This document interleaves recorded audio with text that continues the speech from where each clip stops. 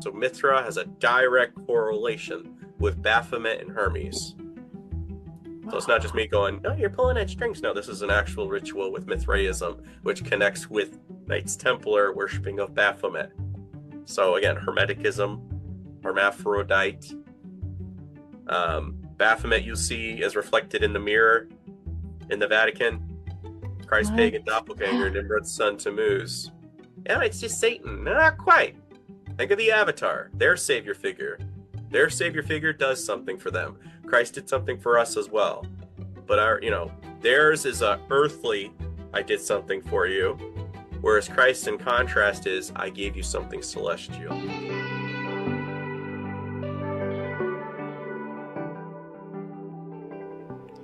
Aloha and welcome back to another show, guys. For this episode, I highly recommend you watch this on YouTube, Spotify, or Rumble. Today, we're thrilled to have a very special guest, Brandon Kroll, the brilliant mind behind Krollology 101. Brandon has delved deep into the mysteries of ancient symbols and their connection to modern-day lore, uncovering secrets that have been hidden throughout history. In today's episode, Lord of the Stars, we'll explore these hidden mysteries together. Before we dive in, I want to invite you to help us grow our podcast Ohana. Follow us and leave a positive review. We're excited to hear your thoughts and would like to bring more thought-provoking content like this. If you've got a strange encounter story, or if you're interested in being a guest on our show, please email us. And to help support Brandon in his transition and continue enjoying content from him, consider making a one-time donation or join his Patreon for just $10 a month. Your support can make a significant difference as he dedicates himself fully to creating more engaging and enlightening content. Every bit helps in ensuring that Brandon can continue to share his knowledge and insights without financial constraints. Join his community on Patreon and be part of his journey. Now, on to the show. Yeah, Lords of the Stars. It's something where within the Bible, we're constantly going after ancient Israel with, oh, look, they fell away from God. Silly Israel. Shouldn't have done that. But we don't really understand a lot with the symbolism of what their idolatry means. Gary's stuff, as I saw you just had him on again, he would delve more into the Titan aspect. I'm going to say Titanic as in all things related thereof and therein. Of how they admired them so much. And you have Ham, Noah's son, somehow he's helped preserve this. This goes into the next one. This goes into the next one. And they've kept this mythos and symbiotic possession of this demonic beings all throughout time and history. And this is where they're going to establish a kingdom, Tower of Babel 2.0. And I'm going to try to relay in more cookie cutter sense, because maybe I went too far for you last time, but very basic for folks, because I know some of them are always asking, could you do a little bit more of a thorough breakdown of Tammuz and Nimrod themselves? So I'm going to try to articulate that. If you have any questions, do feel that you are speaking on behalf of all listeners, because I'm sure there's something there I may not have observed. Okay, no problem. And before we get started, this is completely side note. Have you ever watched this show, Shogun, on what is it, on Hulu? Shogun? Yeah. Oh, the Japanese thing?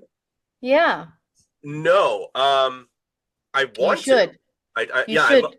I am a huge I'm not anime. There's only like 2 animes, and if they have a noir aspect, I love. And I watch a lot of South Korean, Japanese, and Chinese movies, like especially war epics. I'm in love with them. And so if that's something going to a period piece, I'm probably going to be totally enthralled. It is. Yeah. It is. And I say that because you look like the actor that plays Anjin. Oh, wow. I know. Somebody was telling me before I grew the whiskers, somebody was saying I had very Jim Carrey-esque. Some people see it. No, and then somebody else was saying I look like the actor who plays Arrow from the Arrowverse series. I don't know. Okay, I Yeah, have to he's like, if you check. got a green hood or something like that, he's like, I could see you playing that character. I was just like, wow, I always did want to Well, do a little acting, you know. well, don't you do? I saw that you did the audio books. You actually did reading, right? I've done some excerpts. I'm going to be asking that particular author. I, See, I um, saw. yeah, I want to ask him if he'd be okay if I read some of his excerpts. And again, I might mispronounce some certain words, so we can say phrases. But at the same time, it would be promoting his work. People buy his stuff. Yeah, It's like it's a win-win. I'm just reading short yeah, little things of I never heard that before, and it gets shared, and then people want to buy the book, and so I think it's a win-win. I just have to make sure yeah. I communicate and lay this all out there. You never did audiobook though, reading? I could have swore you were on something I on would like audiobook. to. Huh. I've had. Some You're like the fourth individual to tell me to do something like that. Oh I wow. still would have to delve into knowing how to connect to certain folks and whatnot. But I have done some acting before, especially when I was in college. We were part of a group called the College Guys. You can still find it on Facebook. And I got to play a really quirky detective guy. And I loved playing it. I got to do a funny voice. I was wearing like a very thick little mustache, kind of like one of the Marx brothers, Groucho Marx. And then I had these Yeah, big yeah. sideburns and the ridiculous little like Irish cap. I love playing into that because I really like role playing into the quirky character or the one that has a really dark side. And then once you find out who they are, you're like, oh wow, that's a really messed up backstory. You know, I like Yeah, playing those kind of characters. Even when I'm playing Dungeons and Dragons, I like the role playing aspect of that kind of character.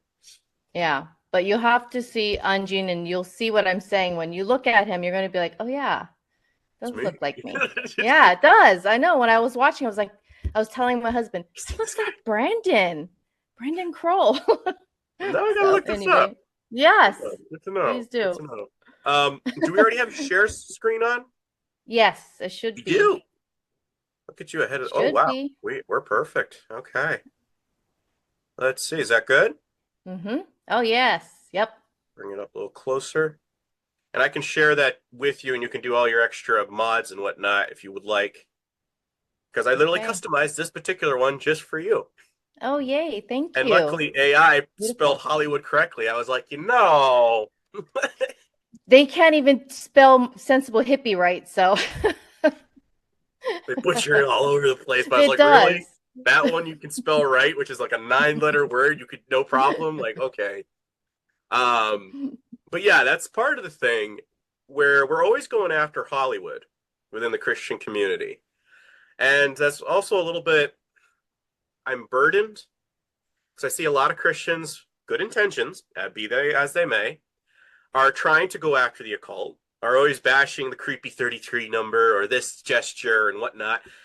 And in all honesty, they don't really know what they're condemning. They don't really know what it means. And so when you share it to someone else or you're trying to show it on your Facebook or call whatever profile you have, Twitter, and everybody gives you the haha emoji because you really don't have an explanation to give. You're just showing like, oh, I know that's satanic. What does it mean though? And that's what I'm trying to do with the stuff that I present is give you a biblical context so that you can go, yeah, this was in the Bible, and I know what it means now. So as opposed to just saying that's just pagan, what is paganism?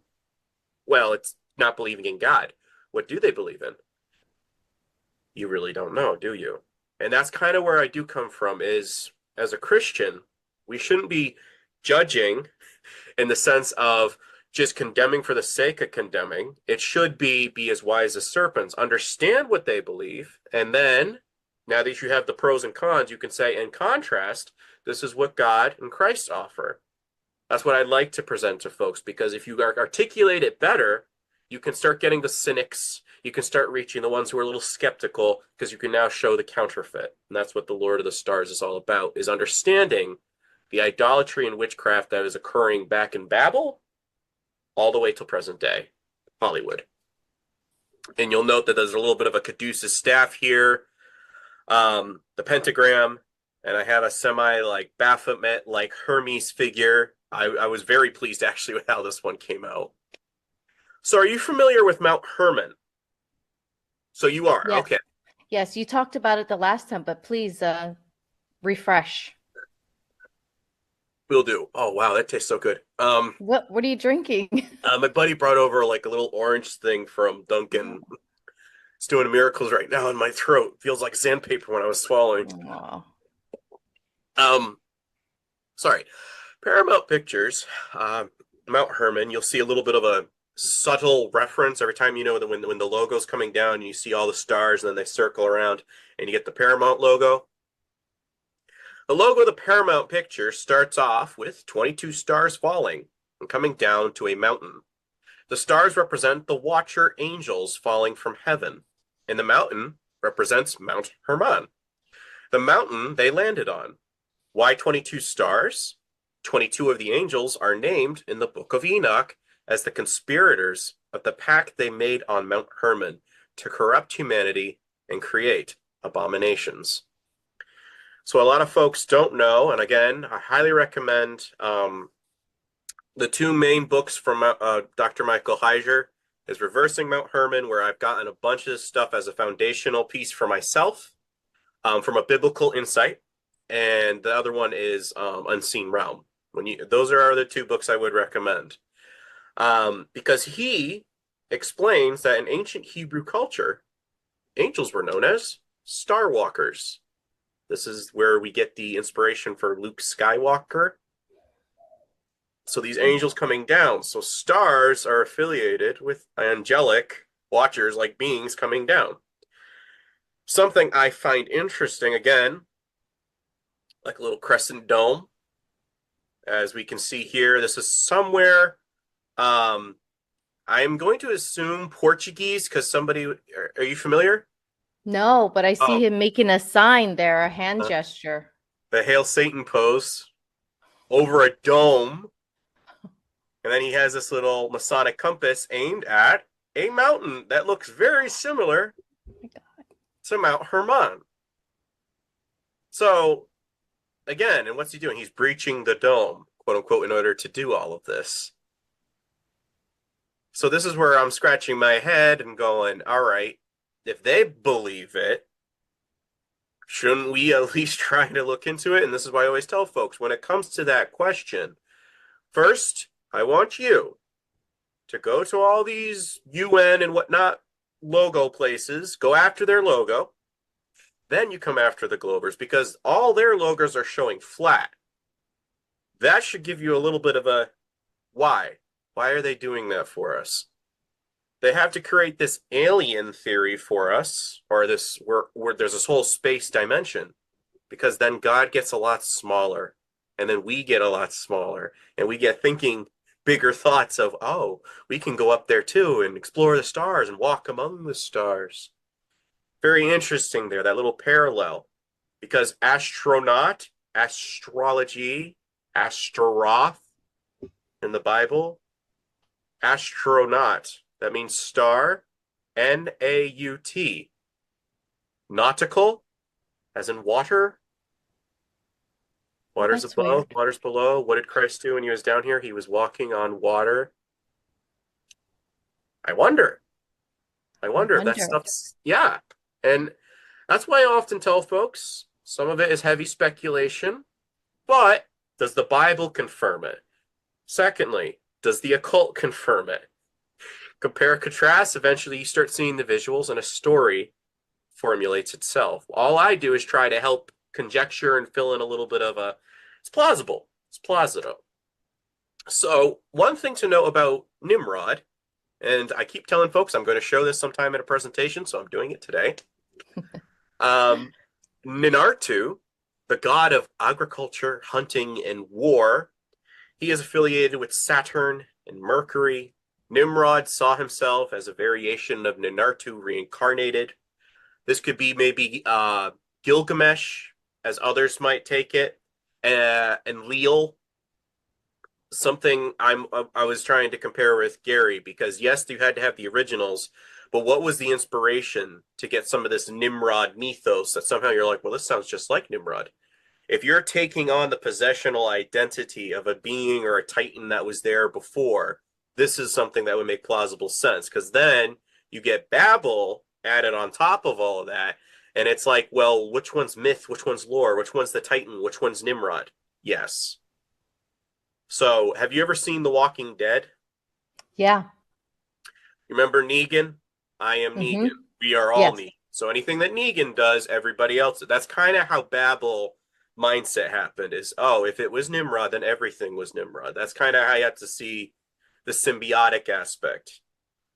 Tammuz, his son, reincarnated according to their lore, saw himself as Azazel, Lucifer incarnate. So just like God, we have this is what I'm trying to explain to folks. You can't go into full on triune because you have to understand something here. We have God the Father and we have the Son. What's significant about Christ? He's half Abraham, Isaac, and Jacob, David, that whole bloodline. So he's half human. The immaculate part. What do we get in the Bible? Word became flesh. All the Old Testament, my word became flesh. My promise. This is my gift. So yes, it is separation from God, and it now becomes a father and son. Because what are Christians supposed to do? They're supposed to emulate the word. This is where it says in Hebrews. I really got to confirm this one because I keep quoting it. It's in Hebrews, or I think in Peter, where it says that the scriptures were written by holy men of God that were inspired by the Holy Spirit. Something that we don't seem to understand in a lot of mainstream Christianity, and I'm going to be doing a whole presentation on this with someone, is that we have to understand Ark of the Covenant. That's where the presence of God was kept, right? Yes.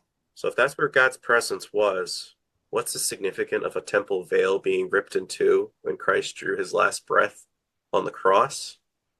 That means no longer a high priest in here, because greater is he that is within you than he that is of the world. Know ye not that your body is a temple of the Lord?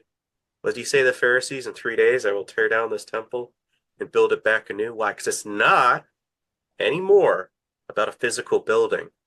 It's now that gift, that interceder has broken that so that you can be indwelled with the Holy Spirit. Similarly, the occult, they like being possessed by demonic AI, call it whatever you will, spirits. So do you want the Holy Spirit or do you want these demonic spirits?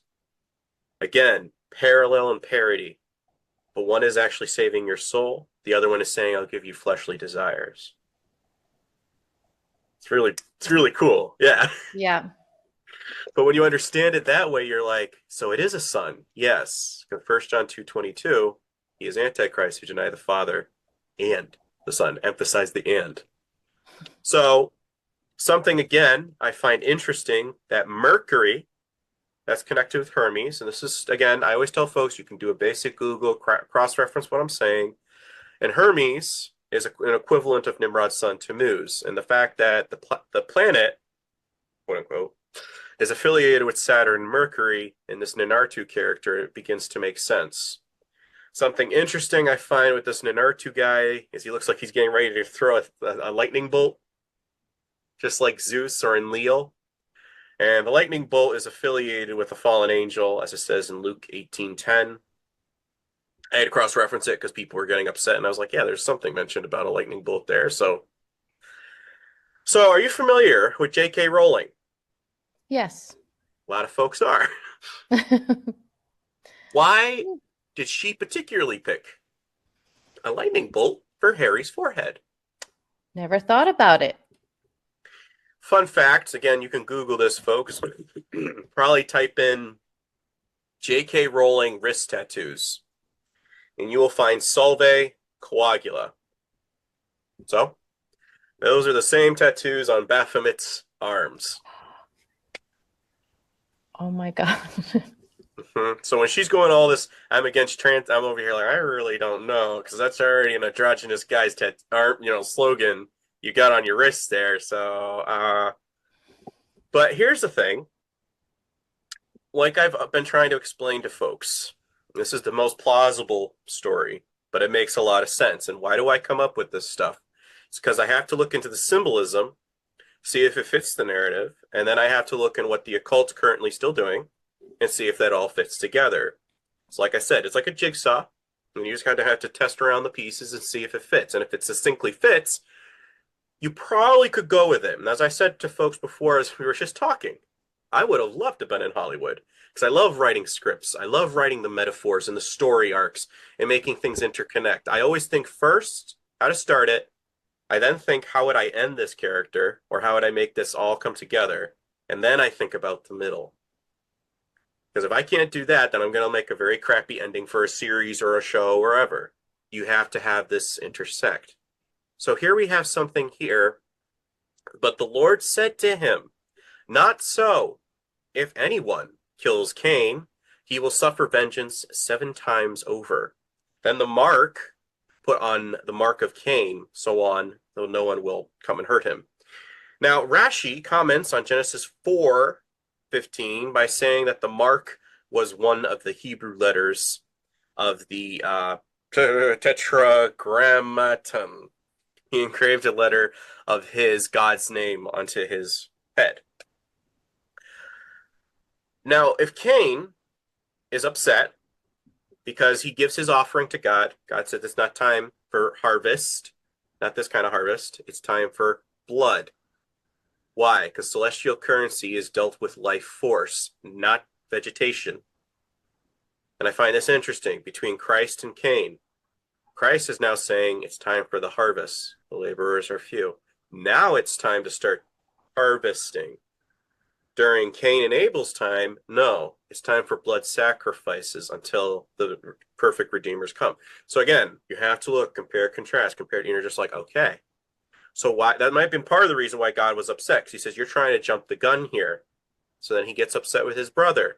Oh, you think you're better than me? I gave the best that I had. So what does he do? He kills his brother. God says, I hear your brother's blood crying out from the... So this is one thing. No, God doesn't like the shedding of innocent blood, as it says in the Bible. But he also, there's a tracking device with your blood, because apparently God can still hear it calling out from the earth. That's something very significant. So he gives him a mark. Now, Cain, picture this. You're in incredible remorse. You're now being banished to not live with your family. Let's say you make a little trek, and you go to this little place called Mount Hermon. And you have this little mark on your forehead. And you say, if there's any celestial beings up there that will give me intel with how to make war against heaven, I will give you my daughters to mate with. This would fulfill what we get in Genesis, 6:4? The sons of God came down and have affairs with the daughters of men. Very close to Genesis 4. It's just a little time going on there. I'm just saying. So you have this little mark, and now these guys come down. Now remember, this is why I always tell folk, we'll never know the mind of God, but we know his heart, because we have all the Old Testament. That's a love story of hanging out with a really bad relationship. So eventually in Jeremiah 3:8, I've given you the bill of divorce, Israel. A lot of us are skipping over that. It's like, no, that offered the way for what Christ did, the ecclesia, new bride, new covenant. Hebrews 8:13. So breaking it down, these guys come down. They have affairs with the daughters of men. They create the Nephilim. Do they get what they... Does Cain get what he wants? No. But he starts creating a dynasty of people having a hatred against God and going to war against heaven.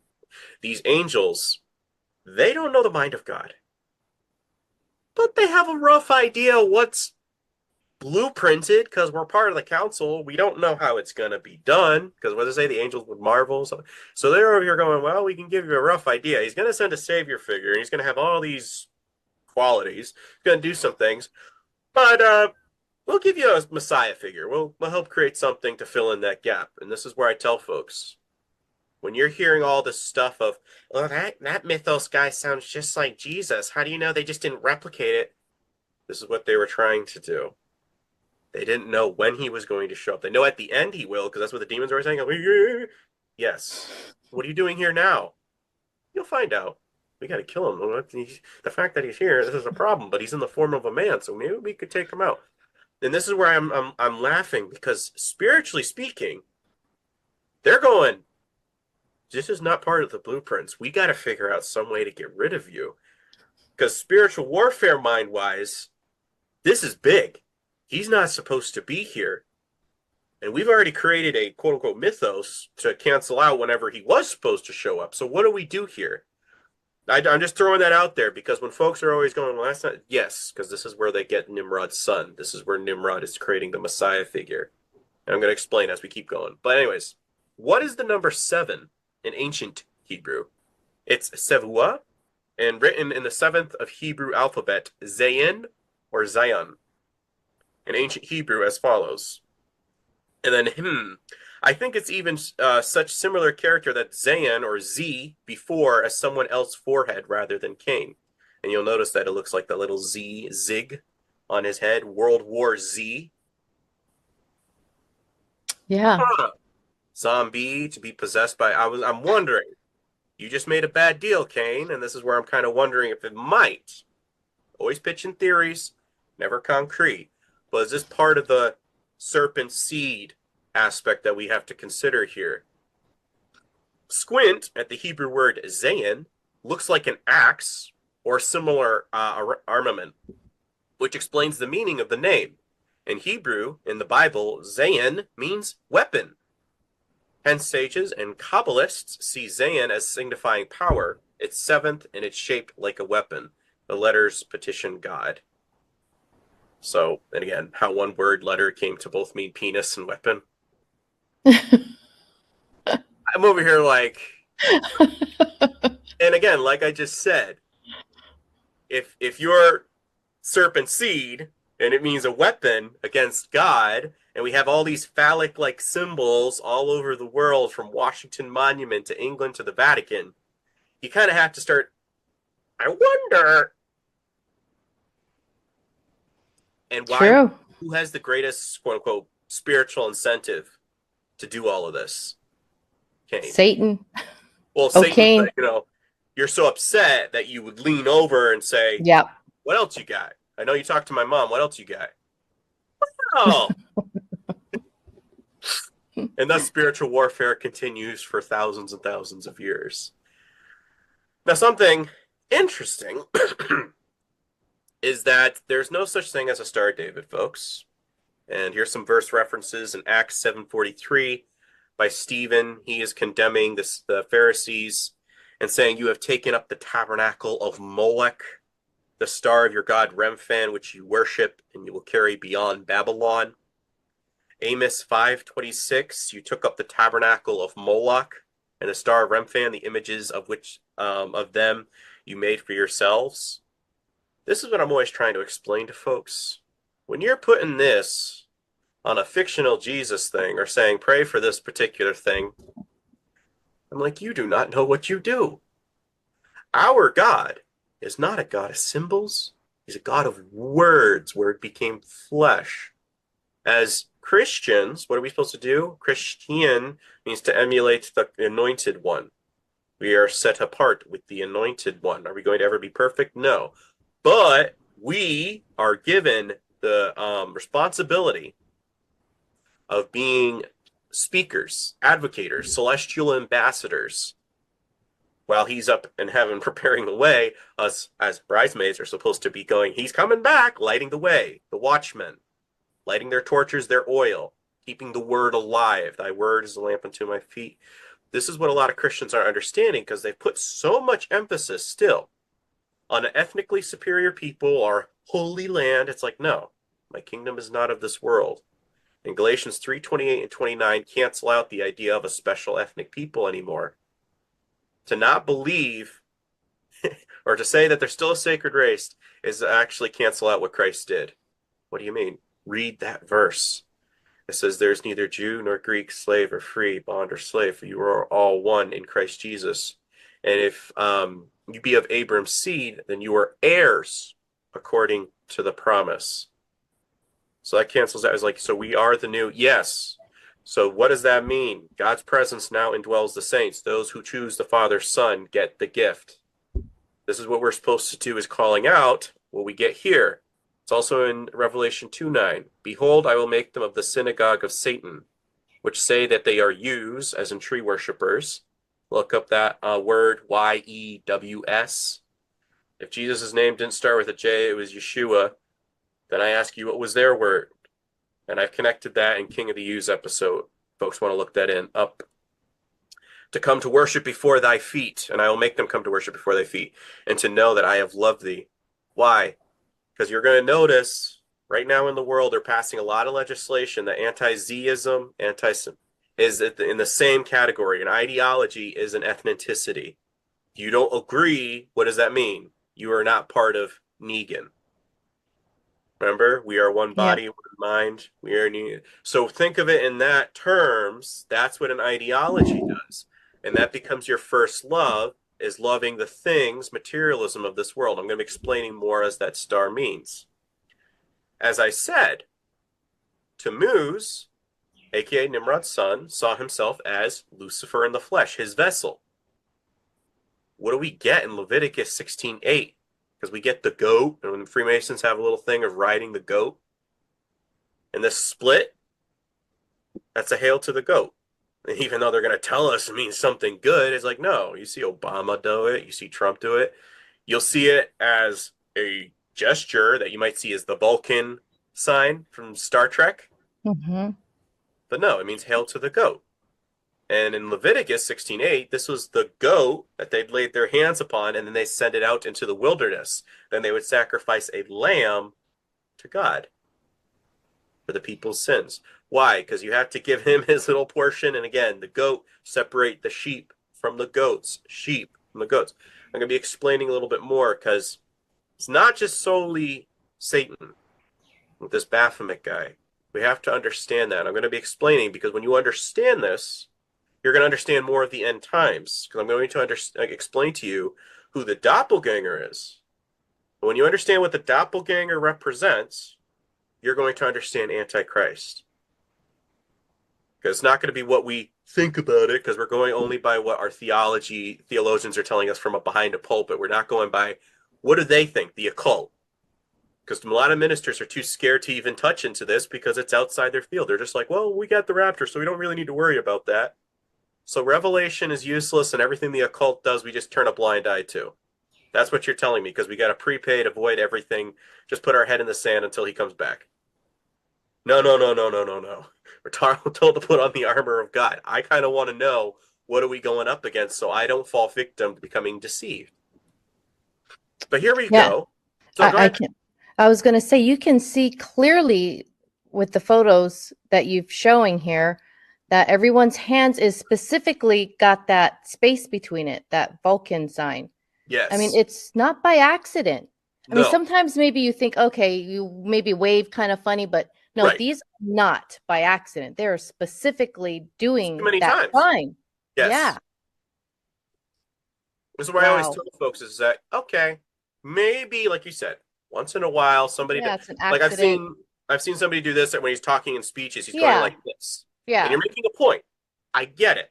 Right. But then you see somebody doing it up to their eyeball. Then you see somebody going like this, and you have to start going, all right, what else? And then you see they find out they go to a Marie Abramovich spirit cooking thing. Then you see something else.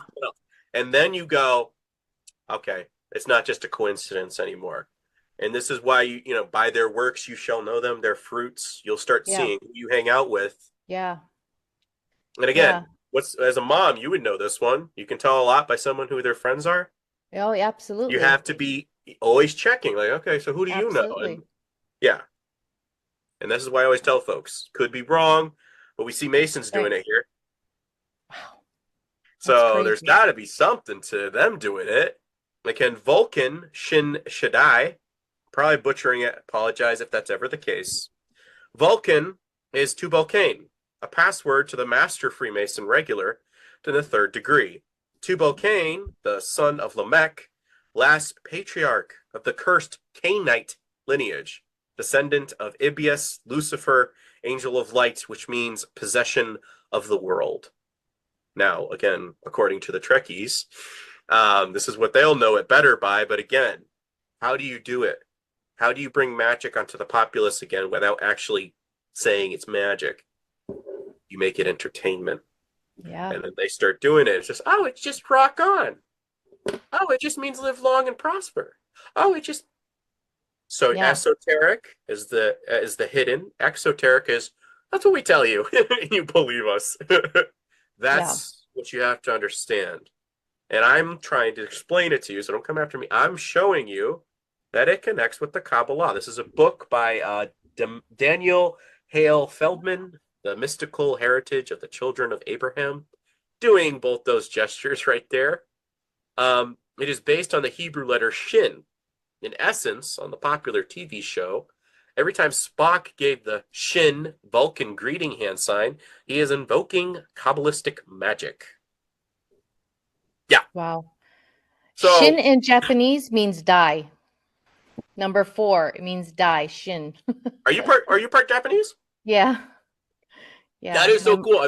There's only like three countries I've ever wanted to go to. One's Japan, Australia, and I really want to go to Sweden at some point. But I Japan, was born in Japan, oh, so so lucky. So wait, do you have technical citizenship there? no, Oh, okay. my mom never continued it. I tried to go back and get it a few years back, but they still want me to have a what do you call those people? Like a sponsor Oh, okay.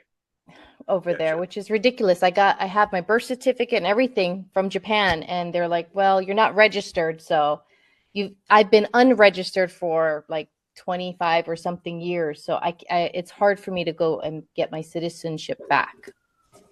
That's So lame. yeah, I know. Yeah. I'm one of you, see? um, and I found that interesting because, like I just said, the Tubal Cain, yeah, the Masonic Tubal Cain, aka Tubal Cain, as in the Bible, you can find this kind of lineage. Tubal Cain is the password given to the third degree of the Blue Lodge, the Master Mason.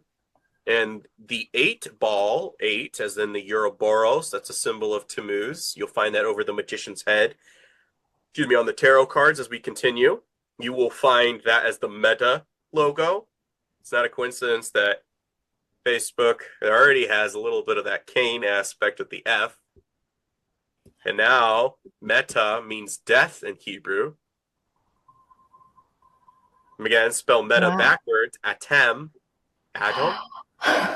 So I'm kind of like, is that kind of like the death of man in a really sick way? Just say it backwards. I'm like, could be wrong, but like you just said, in Japan it means this. So I have to wonder, is that a little bit of a Babel-esque moment where we're kind of going, after all this time, sometimes some things still have a little of a connotation that you have to go, I wonder.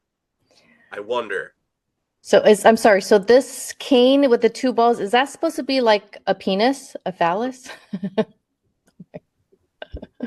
That's very phallic crazy. religion. Yeah, obviously. But two, as in, two, Baal, Baal, and then Cain. So we kind of see a little bit of a, you could have been wrong, but that's kind of weird. And again, That a phallus is. thing. Who has an incentive to do something with the serpents? I'm just saying.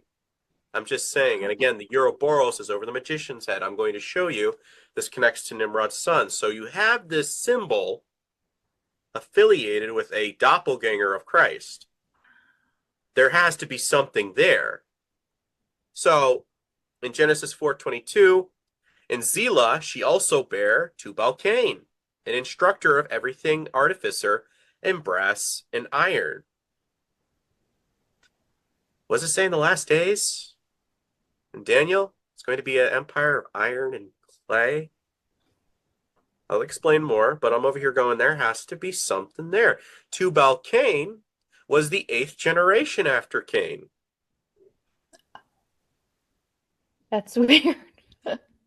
It's is it coincidence? I don't know, but no. Dr. Shiva is the guy that invented email, but then he sold his rights. But this is the logo that they create afterwards, like Masonic. an apron. And what does that always cover? The genital area. That's what folks don't seem to realize. Is like, yeah, that's a little bit of a nod to the Garden of Eden. Really creepy people, but this is how they work. Um, and God's wonderful. Oh, anyway, I'll explain in a second when I get to the next one. This is the Google Chrome, and again, that's 666 or Shiva doing the three leg burst thing. Yeah, Yeah. Every time you get into Meta or Instagram, it's an all-seeing eye, an eyeball, third eye providence, or pineal gland. And the seal of Satan is Google Play. I never saw that before. The seal of Satan. Yes. And you'll know this is similar to Baphomet's forehead. If you put it up there, you'll find the little tuft area is the same thing as right here. But again, It's actually a part of a star, it yes, looks like. yes, very much so. Wow. And hold on, where do I have it? Back to the east. What I wrote right. I thought I had it I written. never saw that Google Chrome sign. I never saw the 666. I've heard people say that, but I never saw it. Now I Hmm. do. Wow. Well, sometimes I see these memes, and what I'm trying to do is instead of just seeing it, break it down for me. So Yeah. now when you see it online, you can start commenting stuff that I've mentioned, and then they can cross-reference in their Bible, and you become a more powerful believer and explainer, because this is what I want. I want the saints to be equipped so that when the Antichrist makes war against us, we are on fire, we have our intel, and we know what we're talking about. Why? Because we're supposed to be able to spit fire from our mouths. We make the word come alive, and we can condemn this boldly. That's what I would like to do. I'd like to see that with the ecclesia. I want to make sure you're brave. Something I find interesting is that we have in the Bible that I think I have this right. Their backs were facing the west. When you're reading Ezekiel chapter 8, the priests were turning their backs and they were worshiping the sun god of the east and stuff like that. In contrast, when you were leaving Eden, they were kicked out, and I think their backs to the east, something like that. I'm getting all goofed up. I had notes, but I can't find it now. But I found something interesting. What's this? Back is to the west, and you're facing to the east. Every time you hit play, are you playing into Oh, their ideology, being distracted or doing something you're not supposed to be, And I'm just finding it interesting. It's also a tipped pyramid. I wonder right? has a little, yeah. So there's always a little something they're throwing out there. And again, Tri Hermes is the embracement of the three philosophies. Now, let's do our calendar for just a brief moment. 365 days out of the year. Why did we pick those particular numbers? Well, three, Tri Hermes, that's his Nimrod's son. Six, be the star of Remphan, 6 points, which is Nimrod. Five, pentagram, 3, 6, 5. Triangle, 6 points, pentagram. And Wow. 365, 3 plus 6, 9, 6 and 5, 11, 9, 11. Election time, it's the ninth, November means 9. 11 is our 11th month, November, 9/11. Wow. Just like 9/11 was coronation day for kings and ancients. So you kind of start going, wait a minute, whoa, whoa, whoa, whoa, whoa, hold up. And you start doing some stuff with the American flag, you'll find 9/11. It's in there. That's what I'm telling my buddy. You keep saying Syria. I'm telling you, the symbolism of Syria, it's here. So while Mystery Babylon is probably Catholic Church, who swings the sword for the second beast? I would be willing to venture it is America with the ideologies of the Whore of Babylon. That's what I'm trying to explain to folks is Christian nationalism could be easily weaponized and they think they're doing the good thing for God. In reality, God's like, I never sanctioned any of that. I don't know you, right? Hey, depart from me. Get out of here. No. And this again, just Volt, just Sol Invictus, Soldier, SOL, means sun god, Sol Invictus. And then you have DIER. That is an actual word. It means destined to die. You are destined to die for a sun god as a soldier. Oh my God. Yeah. That's awful. First four letters, SOLD, sold. So this is where I'm telling folks, I am more of a warrior than a soldier because a warrior protects your tribe. A warrior retaliates when attacked upon. A soldier does the dictation of legislation of your leader. A real leader is going to fight with you. So again, you kind of have to understand this stuff. That's why I said to folks, like I could, ideally, I'd like to go back to tribal. You respect the elders, you respect the women, and you preserve that within. And it might be controversial, but I'm just saying ideally, because when we rely on coinage, when we rely on government, we start forgetting our focus on God. So break this down for folks. I'm going to try my best.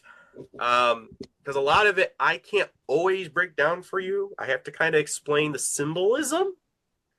And you kind of can dig into this domino of deity telephone, is what I like to call it. Is you have Babel, so all the stories are the same. Everybody's like, oh, yeah, and then Babel goes, and they're just like, okay, and it gets a little flickery, and you have to kind of figure out stuff.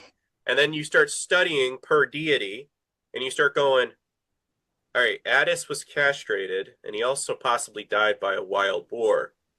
That's just like this guy, Tammuz. Okay, interesting. This one is affiliated with a crown. He's also affiliated with the all-seeing eye. Well, weird, because this one is too. And that's what I'm always doing. I'm lifting up the anthropology dominoes and going, so this sounds like this one's going, and gradually as you disperse from Babel, the mythos is semi still there, but the the names and a little bit of some of the practices get a little changed. So as you go more towards the Middle East and India location of things, it gets into spiritualism, the chakra, the ascension aspects. You go further over here, it goes into the tree, the druids, and the aspect of worshiping the spirits within trees. So it ends up kind of migrating in little variations, but all going back to the same family, the Tower of Babel. Now, this book by Leo Lion Zagami just came out this year. I would probably give it a 3 out of 5 because he's over here saying everyone's trying to blame the Jays, and I'm over here like, read Bloody Zion before you read this book by Edward Hendry because Amazon banned it. They didn't ban his book.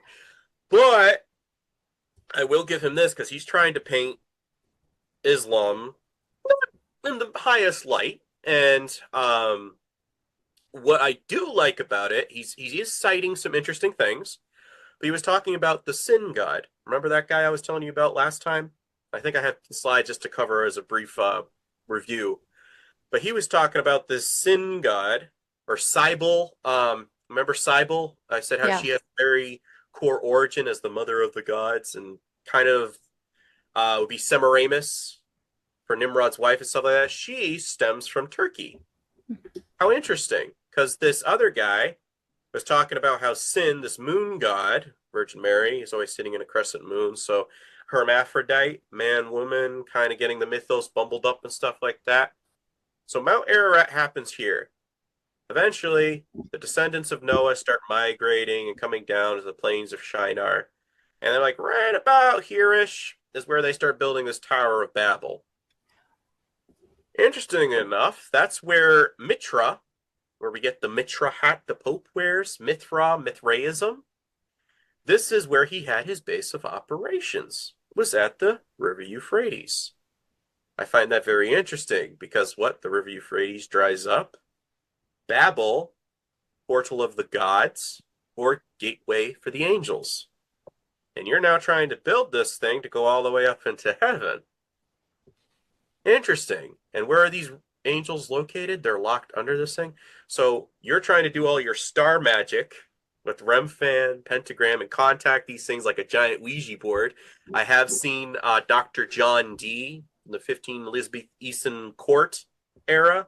He had like the star Remphan, pentagram, and then in the very center kind of looked like an eye. It's not really an eye, but kind of looks like it when you tilt it at an angle. I'm like, you're putting all that, it's like a Ouija board of Ouija boards. And I'm like, I would be surprised if that was like the floor with inside the Tower of Babel and they're doing all these ceremonies. I wouldn't be surprised because I'm over here like, you guys are kind of nuts. So they start migrating, and they were saying the sin god, which sin is the root word for Allah. So when they're saying like Allah, it's actually connecting to sin was the original word for this guy. In Greek over here, in our Christian meaning of such things, it means to miss the mark. So moon god, miss the mark. Ironic. So this Hermes Trismegistus, he writes the Emerald Tablets roughly in this region in Egypt. And this guy was talking how the migration of this god comes from Turkey all the way down into Egypt. I was like, well, you may not be pointing to Bible. This is very interesting that you are talking about geography-wise of the migration, because that fits in sync with the Babel mythos.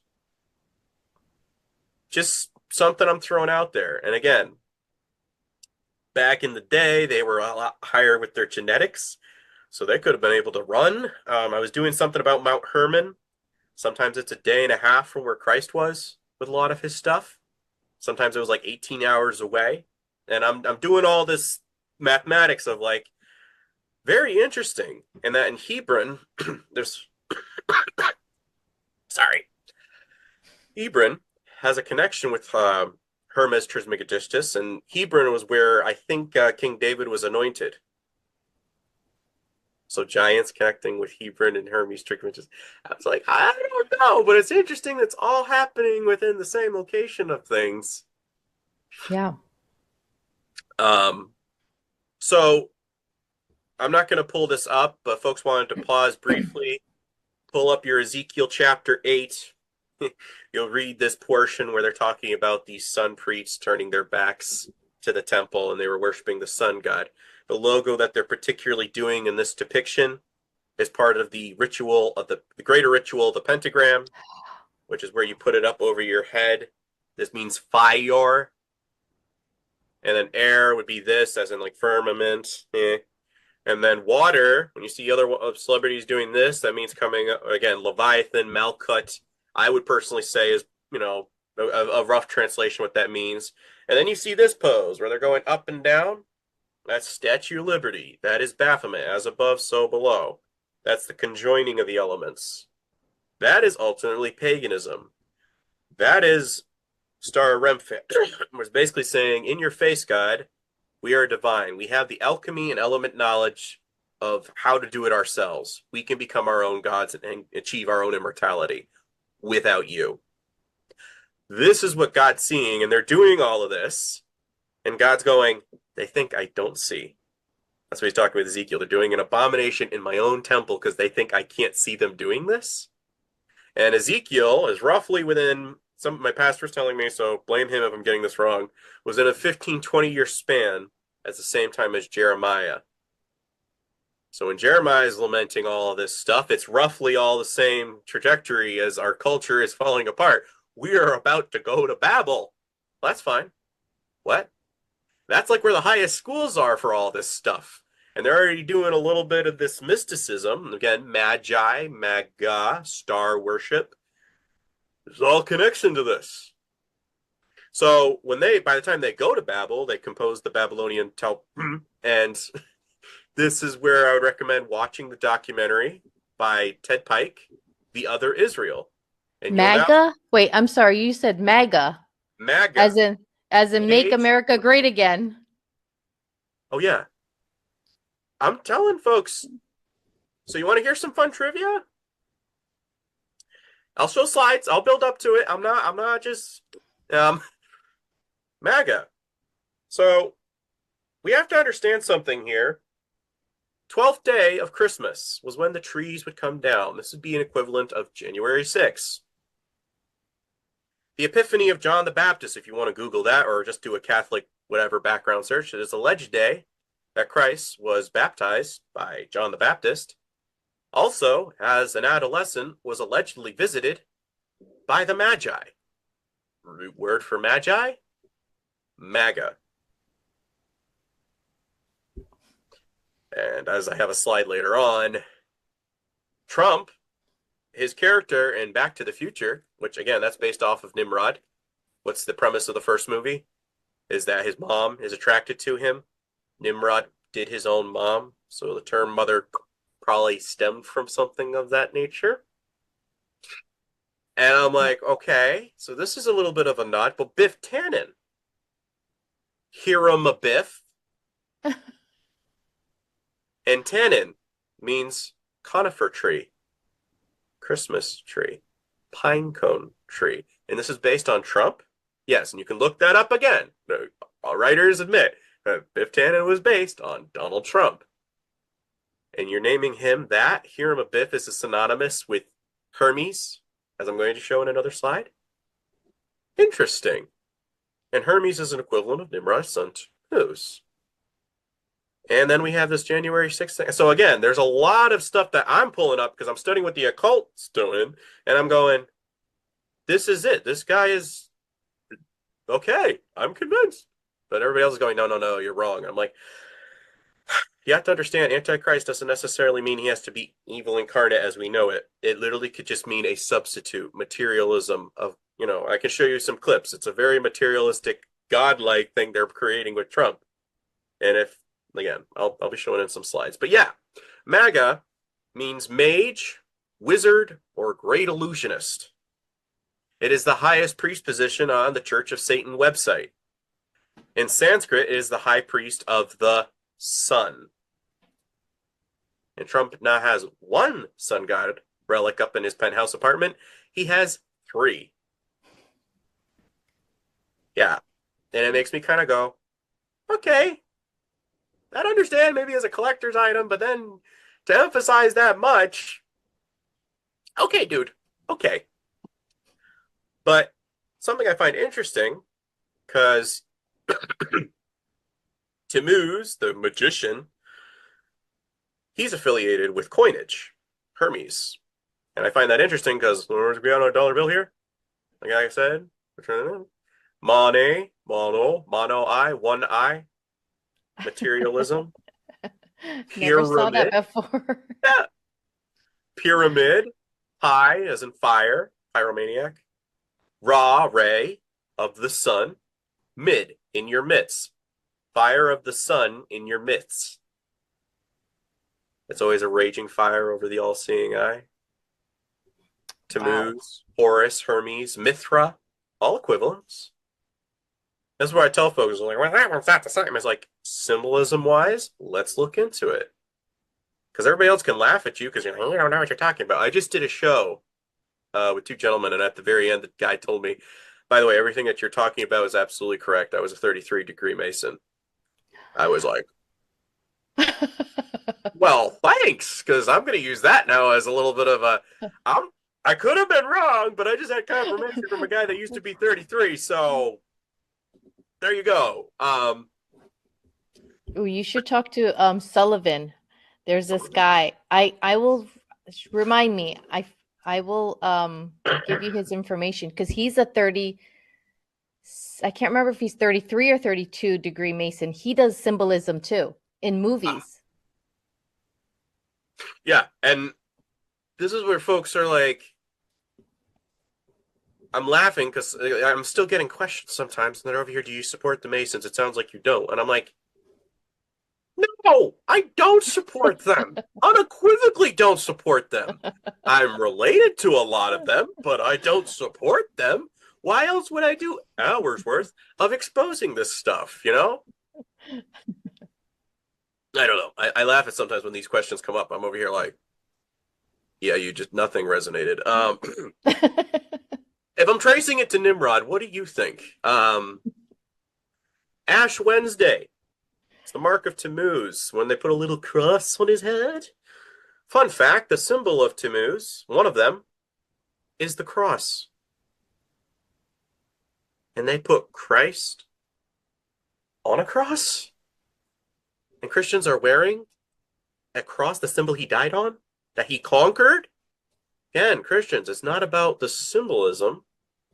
It's about your word, your lifestyle, your actions that prompt folks to go, the faith that is within you. It's so contrary to everything in this world. I want to know about that. You don't care about patriotism. You don't care about politics. You don't care about holidays? No. Why?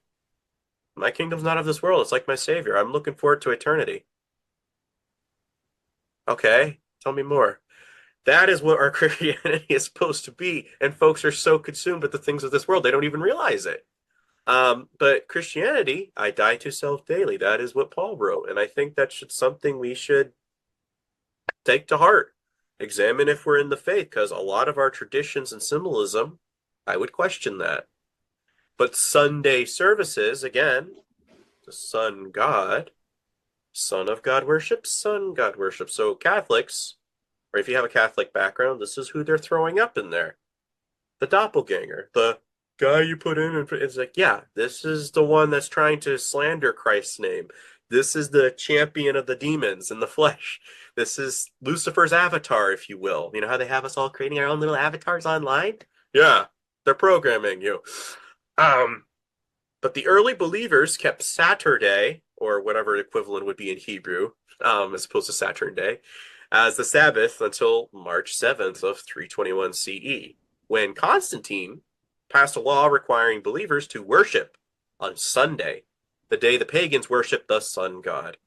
Believers still kept Saturday as the Sabbath until the day after was passed 11 years later. This law, signed into decree by Constantine, forbid believers to worship on the Sabbath Saturday, and it was punishable by death by the Catholic Church. Many believers were burned to death by the Catholic Church for keeping the Sabbath. Why? Because when you look, you go back a little bit further than Constantine, you dig into Elagabalus, the first trainee emperor. Yeah, no shame, folks, if you're watching from that perspective. But he was the guy that they kind of celebrate to this day. But Elagabalus, you can trace his etymology to going back to Baal. Baal, it has a connection with that, with the etymology. And the ceremonies that he would do is, again, like we just did with Blackrock, he would drag the cart, and it was a very similar ceremony that you found in the temple worship for Tammuz. So Baal would connect with this. And this is what the Catholic Church is promoting. And they killed people.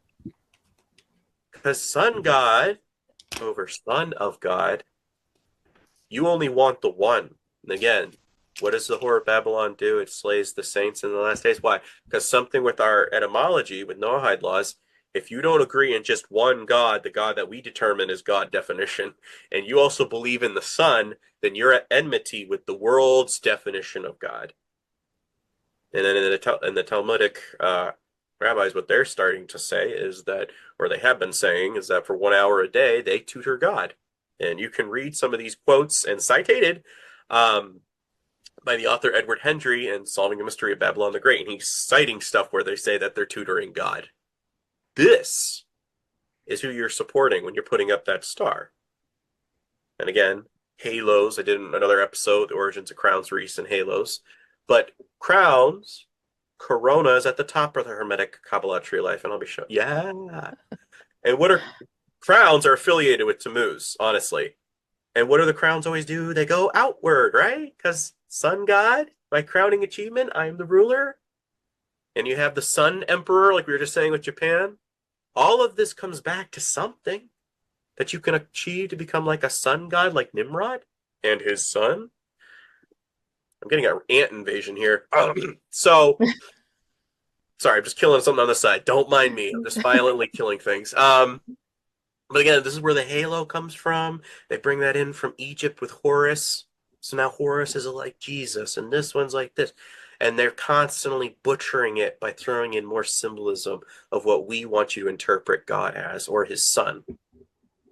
Sick, but you have to understand where we're supposed to be set apart here. The Catholic sign off of the cross, the worship of the sun. In the name of the noonday, sun, Ra, so when you're going up, the night, and of the midnight, son of Osiris, so when the sun set, sunrise, sunset. You ever watch that in the Fiddler of the Roof?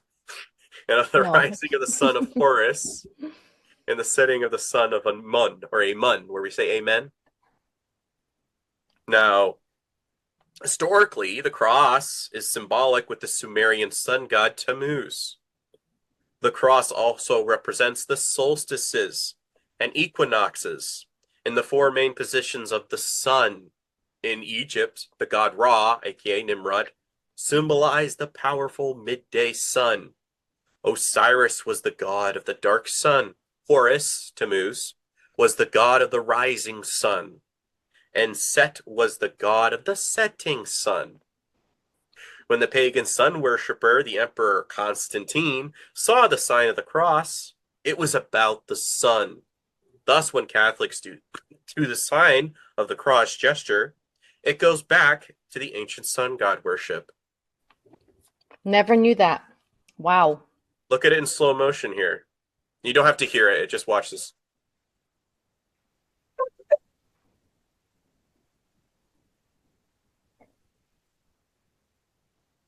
Whoa.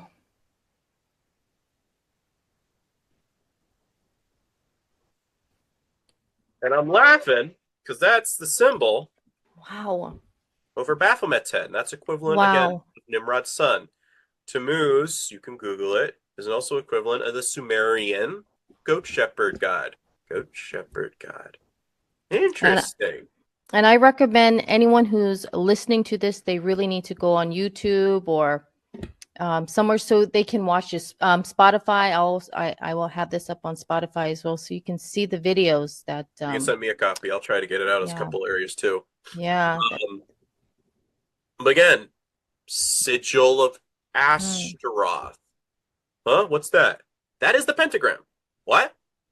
Yeah, so remember Astaroth and Baal? So if there's a sigil of Astaroth, and these people, as we just clearly saw, are doing the sign of the pentagram over their chest. Wow. Well, it's a celebrate, it's okay, hold up. Queen of the Heavens? Yeah, that's the Virgin Mary. It's also the name for Astaroth in the Bible. Jeremiah, that. I know you guys sometimes have a hard time picking up your Bibles, but pick it up. That is a phrase used to the goddess Astaroth. Astrology. Astronaut, like I just said. So again, if they have a star, again, where is that star located? On the pineal gland. Was, again, Solvay was 9/11. That was bringing the Antichrist into coronation. Coagula, blood clot. So what's the last act as Antichrist? Is putting a great deception, illusion, pentagram, over the hearts and minds of men. Would that be the mark of the beast, maybe? It could even be the cross, honestly. Think of it like you got Cash App? No. Okay, so some credit card companies are starting to allow you to customize your card, and you can put stars, you could put numbers, you could put socks, you could put like a jersey, all these customization aspects of things. So again, if Antichrist is substitute or in place of, and it has materialism all infused with it, because what does he say, the rich man? Can you get rid of your riches? No. And it's easier for a rich man or a camel to go for the eye they need. People have to always weigh that in mind, because you're over here saying, well, the materialism, can you get rid of that to be the perfect follower for me? And a lot of folks couldn't be able to drop it in the drop of a hat. No. That's again, test of faith. Would you be willing to do that if the moment so called for it? And a lot of folks can't do that because materialism is everything. And especially in our day and age and culture, they're making us work so much so that we could just get food on the table. I get it, folks. I do. But that's where they're trying to get people like myself. They want me to go back to work because right now I'm like, you still owe me an IRS check of $1,500. Still haven't sent it. I did it in January. It's like, come on, folks. Yeah. Really? I threw everything into this, savings and 401k, and now they're trying to like cut off all aspects so I can't produce this stuff because I'm over here like I'm trying to feed people because they're not getting it from a pulpit, and I'm like, guys, this is what's grieving my heart, is that we're this close and people are hungry or they need clarity. So spiritual warfare is real, my dear friends. But anyways, the talisman of Saturn. You look on one side, it's the pentagram, sigil of Mommy, Semiramis, or Astaroth, as she was later deified. Probably would connect to Cybele, because Cybele's an equivalent, mother of the gods, and all that sort of thing. And the six-pointed star of Remphan. And yes, this connects with the Synagogue of Satan. Now, as Yasser Arafat will tell you in his September 1988 Playboy interview of the magazine, he says, do you know what the star or what the Israeli flag means? Two blue stripes represent the river Euphrates and the Nile River. Isn't that interesting? What I showed you on the map before? Yep. It's where the empire of Nimrod. So it's God's chosen people. Let's fight for their land. and create Greater Israel and the New World Order capital, where the first prime minister of that particular country said that's where they want their New World Order capital. That's what that star represents in between the two rivers. How ironic. And it was Rothschilds that designed this thing. And they claim to be descendants of Nimrod. So, you're over here going, hey, for that, fight for them, fight for them. And I'm over here like, if you can't be God, then weaponize his own people. That is what Catholicism has done. And the ideologies and patriotism is the same thing. We're going to pick up the sword and go over there and do it in God's name, just full, Sol Invictus, soldier, like I said before. And you're doing it for an earthly empire that they're wanting to establish, and you're using the ecclesia, sleeping bridesmaids, to do it. Isn't that terrifying? And you don't even realize while you're doing it, you're just told, Holy Land, fight for them. Da, da, da. This is why I tell folks, a dispensationalist or dispensationalism, that it's always sacred, it's always this, da, da, da. If you're still stuck in that mindset, that is basically Zism for Gentiles. Because you're still saying everything that God did, Christ did on the cross, is no good. Hebrews 8:13 is that he makes the old covenant wear away. New covenant is now communion. You choose the Father's Son. Have I explained that one to you? No. In ancient Israel, that dad would select a young man from a neighboring town, the village, make sure he had a good reputation, he had money, he could provide for his daughter, he could carry on the baton of her well-being. So he'd bring the young man over, pour him a glass of wine. Do you accept these terms of the contract I'm offering you? Yes. Drink of it. Then he'd take the rest of that cup and hand it over to the daughter. So don't give me the patriarchy. This was a choice. And she could say, exactly what I was looking for. Can we go back to the drawing board? And, well, okay. It'd be respected. They'd go back. It was the honorable time and decision right then and there. But if the bride chose to drink of this cup, that means she was accepting of the marriage contract. She was approving of her father's selection of a son-in-law. Wow. And what did the young man do after this was done? He would go back to his father's house to induct in the new bride by adding on to the family house. What did Christ say? I go to prepare a place for you up in my Father's house. So yes, the ecclesia is the new Israel. We are now indwelled with the presence of God because of the temple veil being ripped in two.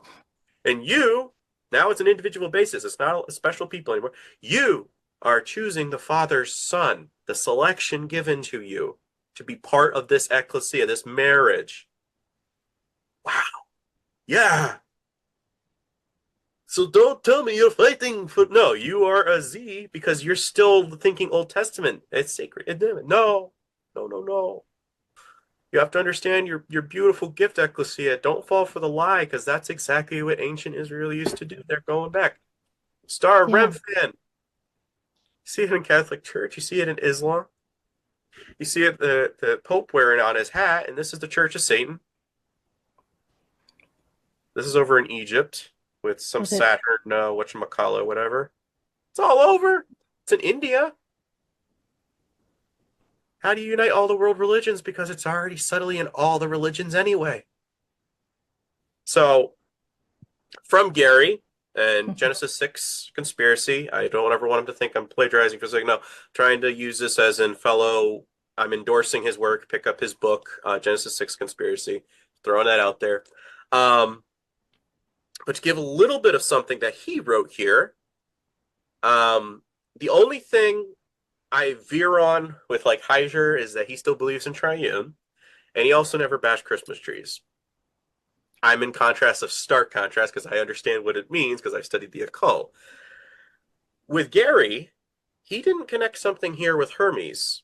And I have, because I'm studying the symbolism and I'm putting together a timeline. I'm like, this makes a lot of sense, because this is what he writes in chapter 30 of his book.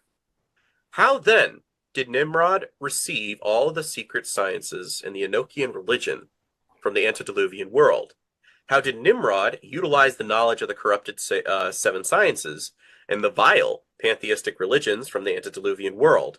Hermes, equivalent of Tammuz, of course, discovered and translated the degenerate data from Enoch's hieroglyphics, which were etched into the Twin Towers. It's like, did he catch what he wrote there? Constructed by Lamech's children, and that's in the line of Tubal Cain. All the reprehensible evils Noah witnessed before the flood then came back to haunt Noah in his later years. The twin evils of the spurious knowledge of the Nephilim both fell into the hands of the tyrant of Shinar and the detriment of the post-Diluvian society. The impact of the forbidden knowledge did not remain inert. Nimrod reactivated the corrupt knowledge with all of his heart and his soul. This is why Genesis 10 recorded that anything that humankind could conceive was then obtainable. Even though the people of Shinar did not possess the heavenly wisdom to apply this spurious knowledge for the only good of humankind, the seven spurious sciences are purportedly so powerful that anything is possible through their application. To this end, craft legends recorded that Nimrod was a mason who loved the spurious sciences. Nimrod was captivated with aggression stemming from his newly found power. He is celebrated as a great mason. What were the Twin Towers known as? The World Trade Centers. The Caduceus staff carried by Hermes. Hermes is known as a god of trade. And two towers coming down. And they were constructed by the Solomon brothers. And you have the two pillars of Freemasonry. And I'm kind of going, hold up here. There's something more than just this. So you have two emerald tablets here. And they've somehow equated that these things are sacred. So now you have these two towers that were built and mirrored after this ideology. And then you have the third building that's falling. I'm going to show you some symbolism as we keep going. But this is very sacred to the occult of why this ritual had to occur. Freemasonry has 33 degrees because they worship the fallen watcher's alchemy knowledge that Nimrod's son, Tammuz, or the Hermes, translated here. Mount Hermon coordinates is on the 33-degree parallel, just like the 33 points of our spine. Mount Hermon in Hebrew means forbidden or cursed. Hermes derives his name from Mount Hermon. The emerald tablets were translated from the events that transpired here. So it happened, and then he comes back and he basically resurrects its post-Diluvian. Why? Because somehow they built technology enough to withstand the flood that when whoever comes back this way, they'll be able to preserve it all. Maybe the pyramids had something to do with it. I don't know, but sometimes I scratch my head. I don't always take the evolutionary aspect of things, but I think these people were a lot smarter than we gave them credit for.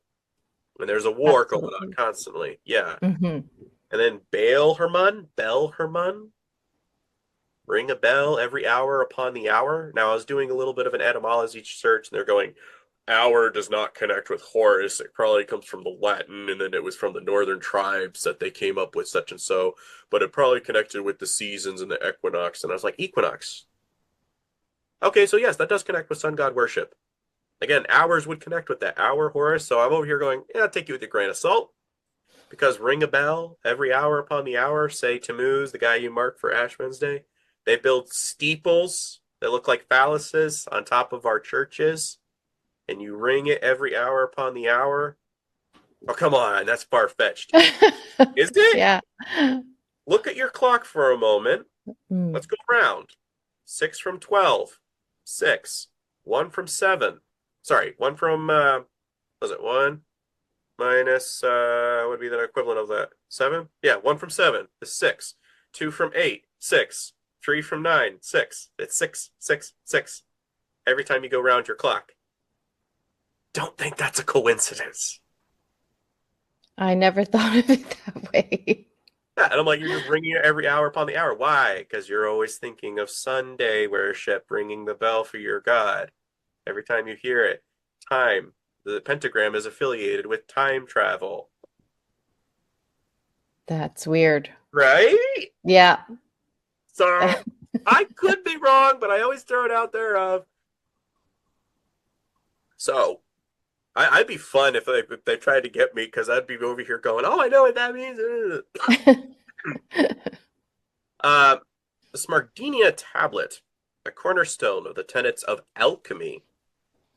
Smardenia tablet, also known as the Emerald Tablet or the Secrets of Hermes, is an ancient text said to contain the teachings of Hermes Trismegistus, Christ's pagan doppelganger, the founder of all things alchemical. The legend goes that Alexander the Great found the tablet in the tomb of Hermes. Inscribed on it, the Phoenician characters, Phoenicians would connect to Philistines, were the instructions for making gold. The tomb is reputed to have been near Hebron, which is where David was anointed.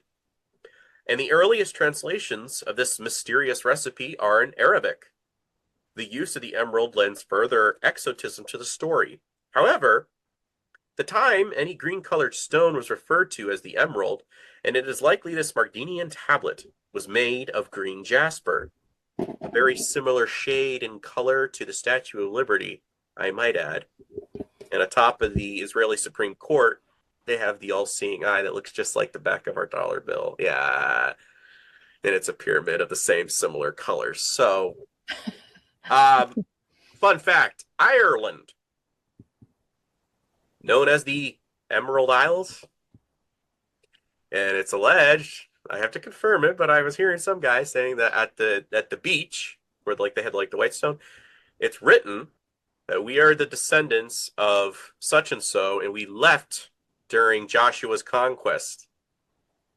Some of the tribes were running away, and they went all the way up to freaking Ireland to get away from him. And they named Joshua, and they said, like, but the son of Nun, and blah, blah, blah. And I'm over here going,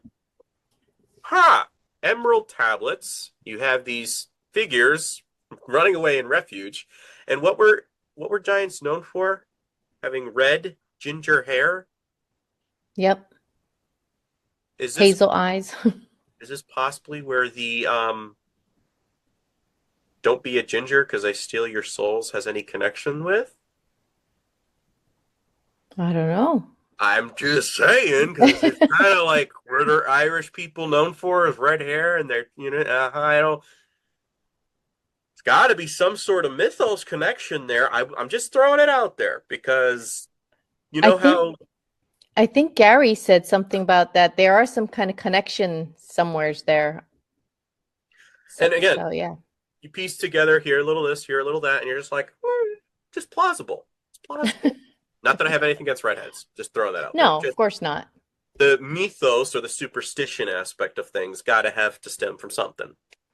The emerald lets further to the color green color, blah, blah, green jasper. Whatever its material construction, the instructions on it have attracted the consideration of many illustrious characters over the years, including Roger Bacon,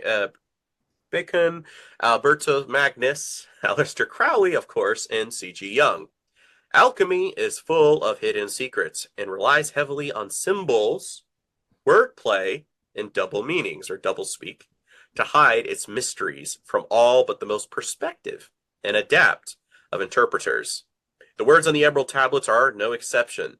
These are several translations. Isaac Newton, who, by the way, when he died, they found a whole bunch of lead in his body because apparently he was trying to consume lead because he thought he could convert himself into like this immortal like figure. Yeah, because alchemy. I was like, so not the sharpest guy in the his hair follicles apparently still has a lot in it from what they were. I was watching this thing. Provided the following interpretation that among his papers after his death in 1727. So basically, think of this as the occult's, like, I don't know, 10 commandments or whatever. 'Tis true without lying, certain and most true. 1, that which is below is like that which is above, conjoining as above, so below. And that which is above is like that which is below to determine the miracles of one only thing. 2, and as all things have been and arose from one by the meditation of one, so all things have their birth from this one thing by adaptation. 3, the sun is father, Nimrod, the moon is mother, Semiramis. 4, the wind hath carried in its belly, in its earth, its nurse. 5, the father of all perfection in the whole world is here. Your God, Tammuz? I'm just saying, his words. 6, its force and power is the entire of it converted into the earth. 7, separate the earth from the fire. Again, what do we get? The ritual of the pentagram. Doing this, doing that, across sweetly with great industry, but you're understanding a little bit now their practices and why the occult's always doing these gestures. It ascends from the earth to heaven again. It descends to the earth and receives its force of things superior and inferior. 9, by this you shall have the glory of the whole world, and thereby all obscurity shall fly from you. Basically, he's teaching a very God consciousness approach. So when you're doing this God consciousness, you're actually leaning into Emerald Tablet's teaching, which is the doppelganger, the liar. By this means, you shall have the glory of the whole world, and thereby all obscurity shall fly from you. 10, its force is above all force, for it vanquishes away every subtle thing and penetrates every solid thing. 11, so was the world created. 12, from this are and do admirably adaptations, whereof the means or process is here in this. 13, hence I, called Hermes Trismegistus, having the 3 parts of the philosophy of the whole world. 3 parts, tink, tink, tink. 14, that which I have said of the operation of the sun is accomplished and ended. Again, affiliating himself with sun god worship. So, come on, Brandon, where are you coming up with this you-ism? And again, I'm trying to give you folks new words to say, because if Christ's name was really Yeshua, let's stop using the J word. Let's start using the U, conifer tree. And how do I come to this conclusion? Well, same book as I just read before. Highly recommend for Christians who are kind of novice in this field. It's a great resource. Somebody found it for like, I don't know, $5-12 on Abe Books. The Element Encyclopedia of Secret Signs and Symbols. I'm loving it. I found another aspect that Odin, remember when he sacrificed his eye for wisdom? Oh, yeah. He is affiliated with yew trees. I was like, well, isn't that interesting? Because we have, the all-seeing eye, wisdom, and it's connecting. So we see a little bit of a migration. You're right. Sometimes it's Hermes, sometimes it's this, sometimes it's Odin, sometimes. And as cultures are migrating and you have different surroundings, you have to adapt it. And then you start merging with the hanging from a tree for 3 days, like they had with Odin with some of his mythos. They got that when Christians are going over. They're like, well, Odin could do that too. But they're, they adapt as they hear other stories because they want to make their god just as palatable. A lot of the early Vikings, they would wear these crosses, but they would look semi between Thor's hammer and semi across. So it was kind of one of those things where it's like, oh, it's this one. No, it's this one. No, it's this one. And so you could kind of be a crypto Christian or a half Christian, Diet Coke Christian, if you will, within the Scandinavian lore. Christmas tree. The old pagan custom of bringing a living tree indoors in the middle of the dark months of the year and decorating it with candles and trinkets was introduced to Britain by Prince Albert, the husband of Queen Victoria. The idea rapidly caught on, bringing evergreen vegetation in the form of trees, boughs, and branches from the outside to the inside was a magical ritual. A piece of sympathetic magic, meant to encourage the return of spring in the growing season. The timing in the entrance and exit of the tree was critical. Any time before Christmas Eve was too soon for the tree to come inside. All decorations had to be taken down and removed by the 12th night, January 6th. Now, if you're watching the show The Boys, they have an episode where they're prepping that there's going to be a rally at January 6th. And considering the show is an analog, they said Homelander's character is an analog of Trump. And I'm like, and now you're creating something to January 6th with this show. And and as I just explained, the significance of January 6th. This tradition, however, does not seem to signify for the department stores who start to display artificial Christmas trees from September onwards. The Christmas tree is traditionally an evergreen tree, usually a spruce or a fir, which is cut down from the forest. The tree itself symbolizes immortality, everlasting life.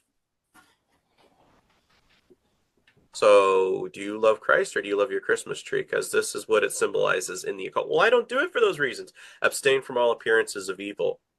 Otherwise, you look just like the world. Where if we look against the world and we're not part of it, we're not partakers, then suddenly we start making people, oh, I got to get rid of my idols too. This is what prompted Mars Hill, folks, is they're like, hell, Paul, what's this philosophy all about, man? Because people are leaving the temples and like idol makers are going broke, and it's really converting the empire here. Like it's non-violent. What's this philosophy? It's not a philosophy, it's a faith. What? Let me tell you a little bit more about it. This is what prompts it, folks, is your actions is changing an empire, not by politics, not through anything else, but your own decisions and lifestyle starts to influence others to ask of what's within you. What is that about? So, the Christmas tree is traditionally evergreen, as I said, and everlasting life. The lights draped on it are a reminder that the darkest time of the year and lighter days are just around the corner. The Yule celebration in Northern Europe was echoed. Similar rituals in Southern Europe. The Roman god Attis, or Attis, was a savior god whose life story very much parallels that of Christ. Attis, another equivalent of Tammuz, was born on December 25th to a virgin mother and was sacrificed to save mankind, killed beneath a conifer. When I looked this one up, I was like a pine tree, pine cone tree. Pine cones used to be given out before hearts. Yeah, Never for heard of that. Valentine's, because my heart and soul. Oh, And when they were like this, is like, okay, that's the seed. Then they go out, that's reborn, regenerated. You achieved your highest self. That's what it symbolizes. Yeah. hmm. So, little interesting thing to note. And I have one behind me, and I was over here for, just to show folks, this is what it means to them. Pineal gland, pine soul, soul as in sun god, and a pine. Guys, Forever soul. yeah, it's everywhere in our Yeah. culture. Virgin Mother, and killed beneath a conifer, remaining for 3 days and nights in his tomb before resurrection. His priests, called the Dendrophyri, or the tree bearers, were charged with selecting a conifer from a sacred grove that would be brought indoors in the memory of the death and resurrection of Attis, who is also linked with Apollo, the sun god. Attis is equivalent of Helios as well, where we get the globe Earth heliocentrism. It's equivalent of the Statue of Liberty. This is who you're worshiping on December 25th, the doppelganger. This I find very interesting because a lot of Christians are saying, well, we don't do it for those reasons, or I'm doing it. And I'm like, sorry, I'm not against presents. Don't get me wrong. I am against the idea of bringing that because I know what it means. And if you now know, I'm sorry if you got this far, because it's now going to be accounted unto you. To him that knows it is a sin. So I apologize. Should have tuned off before. But another mythos, and I think this was True Riches Radio that compiled this article online that you guys can read. But I've had it for years, this little segment I took. For his presence, in power to reign supreme, the phallic symbols and fire should be lit to honor him. The supposed child of this union, Horus, Attis, whatever equivalent variant as its migration, Tammuz, was the reincarnated Nimrod. Semiramis, the wife mother of Nimrod, claimed a full-grown evergreen tree sprang out of the roots of a dead tree stump. This symbolized the springing forth of a new life for Nimrod on the anniversary of Nimrod's birth. It could be Tammuz, Nimrod, because of reincarnation, you always have to add that in there. She said that Nimrod would visit the evergreen tree and leave gifts under it. This is the genesis of the Christmas tree, the symbol of Nimrod. This equates approximately 9 months after Easter, the date Ishtar became pregnant with Tammuz. Wow. So when you're bringing that in, do you realize everlasting life, immortality? That's what Kabbalah is. Kabbalah tree. They put Christ upon a tree. They put a spiked crown, not outward. It was inward, because they're saying you're an imposter. You're not our reincarnated Trismegistus dude. You are a liar. In contrast of regeneration, reincarnation, what does Christ do? Resurrection. You saw me before in the flesh. You see the scars? It's still me. Thus, he has proven them frauds. And the Pharisees are going, no, we put them to death. What are you talking about? Hermes was affiliated with the god of healing. That's what the Caduceus staff, the medical symbol. And you put him all wrapped up, all spraggled up. on a cross. What's the top of the little caduceus? The wings. And you have Christ spread out with wings like that. It's a mockery ritual that you're not our Hermes. Yeah, and the symbol of Tammuz is the cross. And now you're bringing Tammuz symbol again, or Nimrod, his tree, into your homes? Are you the only one in your family that don't celebrate, or I shouldn't say celebrate, don't have the Christmas tree maybe? We used to all not do it, and now I'm seeing all my brothers doing it because there's my sister-in-laws and whatnot. And I'm over here like, well, that's what one thing I was saying. Like my dad, we canceled it when I was like 4 or 6. I was just adopted, and we just canceled it. Which I never done. I've never had any hurt feelings. Never, because we were very secluded as it was. We never went out to visit anybody. So, and when we did, it was just kind of like it's part of the man. But in contrast, I don't want to be just this stuck-up person that just says, "Oh, that's pagan. No, we just don't do it." Give an explanation.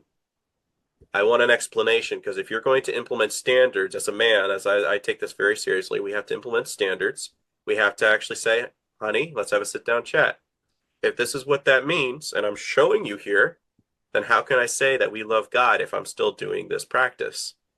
Yeah. This, Jeremiah 10:1-5, that we just, come on. No, it does have relevance because it also mentions star worship within that 10:1-5. Mm. And in 10:2, be not like the pagans and or heathens, varying on translation, who look to the stars and are in awe and wonder of them.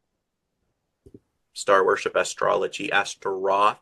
We already know the pentagram connects to the sigil of Astaroth. We know the Remphan connects to this. This is what they're constantly condemning the prophets to Stephen the martyr. And what do they say here? Selecting a conifer from a sacred grove. Groves unto Astaroth and Baal. There, folks. Why did they have groves unto Astaroth and Baal? This is Druidism. As they start migrating, they're still keeping that because the Mediterranean's no longer accepting us, so let's keep migrating further and further north. This is Druidism. So when you're bashing Hollywood, and yet you do this on December 25th, I have to ask you, are you no better than them? Well, I don't do it for those reasons. You're supposed to be set apart. That's what... Again, Ra eventually merged with Horus, and we got Ra Horathiki, the morning sun. So again, Horus and Nimrod eventually merged as to one deity. So yes, the whole Nimrod, there's connections there. I don't have to read all of that, but just enough to go. The pentagram here goes back up to about 4,000 years ago. There's a little book you can pick up. I forget the author's name, so I apologize. Do remember the title. 4,000 Years of Christmas. It's about this big of a book, maybe 80 pages tops, but it gives you a little bit of fill-in-the-blank stuff of the tradition of Christmas, the candle nights within February that would follow on the heels of January 6th and stuff like that. I would recommend it if you want a little cubby. But for me, I find it interesting because when you cut an apple in half, according to what this book is talking about, it is the pentagram. So when we get the forbidden fruit, it has a little bit of a connection there. And I was kind of like, well, that's some interesting things right there. And we notice that the pentagram is outlined within our capital. All the major monuments all are connected on the 5 points. And then we get Baphomet's head in the center, if we wanted to place that right in there. Yep. So kind of have to make a question here, because if Hermes, Tammuz, I'm trying to do my best to always interconnect things. If that is an equivalent of their god, their messiah figure, and we have this in our capital, and the chin is pointing, again, the voice, the mouth, to the White House, you have to wonder, does that have anything to do with the Antichrist figure? I think that's something just to weigh in there. Does Mystery Babylon the Great? Because America happens to have a lot of imagery that connects to Babel. Now, granted, the ideology, what do you always see with the Catholic Church, with the fictional Jesus that they give us in the Mother Mary? Is that, you remember, when she's always sucking at the teat, or the baby Jesus and stuff? Yeah. That Isis and Horus. That is Semiramis and Tammuz. You keep going with statues. I've shown before in my Instagram. So what is Tammuz always doing, aka Christ pagan doppelganger? He sucks at the teat of the whore of Babylon. Doesn't mean he has to be the, but he's sucking off of the nurturing or the nutrients, call it whatever you will, and letting that be fed. And that's what America's doing, is gradually coming back to the run true church. Yeah. The counterfeit, to be more precise. And Trump, fun fact, happens to be in charge in the exchequer of the World Bank, but also the Vatican Bank. What's that mean? He is the top guy in charge of all the international banks and the really? Yeah, Gerald Posner, Geraldposner, God's Bankers. I think he did a segment on Bloomberg TV I've shared before. That he has, this like this thick of a book, folks. He's done his due diligence. But yeah, Trump is in charge of the exchequer. And he had a papal bull sanctioned to talk to the Pope directly about getting this orchestrated. He's already stated that he wants Elon Musk to be his advisor on Bitcoin. He wants to be a Bitcoin-like president. So if you crash the international economy, everybody goes panicked. We don't have any money, but we've already programmed us with stimulus, right? Stimulus checks. I never even heard of that. I had to Google it. Oh, what's a stimulus check? So if they've already programmed that into us, and you're going to say, don't worry, we're going to replace everything. Unfortunately, the value of the dollar doesn't really count. But Elon has been so nice. He's going to donate money and make sure everybody gets back what they had. It's going to be digital, though. Like credits, if you will. Oh, okay. On top of that, if you want to turn in anybody that's causing a problem, feel free, and we might give you their money in possession. And because it's digital, then you just move around a fictional amount of money and currency, and people are betraying each other because materialism is trumping family, loyalty, and love of God. I'm just saying, I could see something like that formulate, because Musk, I have that clip, not here today, but he was talking to somebody around the table. He's like, so buys out Twitter and converts it into like WeChat, which is a Chinese app. He's like, yeah, exactly. WeChat, you can't buy or sell or enter a store without that thing on your phone. And I'm like, it's an X, star link, what I say before? Star worshippers, star angels. So, Neuralink, connecting your brain, the pentagram, to these, I don't know. But I'm seeing a trajectory that one could be Antichrist, the other one's the false prophet.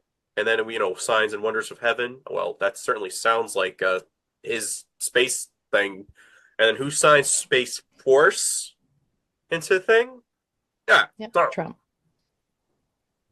And also 5G. And they want 6G by 2030. 2023? 2030. Oh, 2030. Okay. Again, 2 plus 0 plus 3.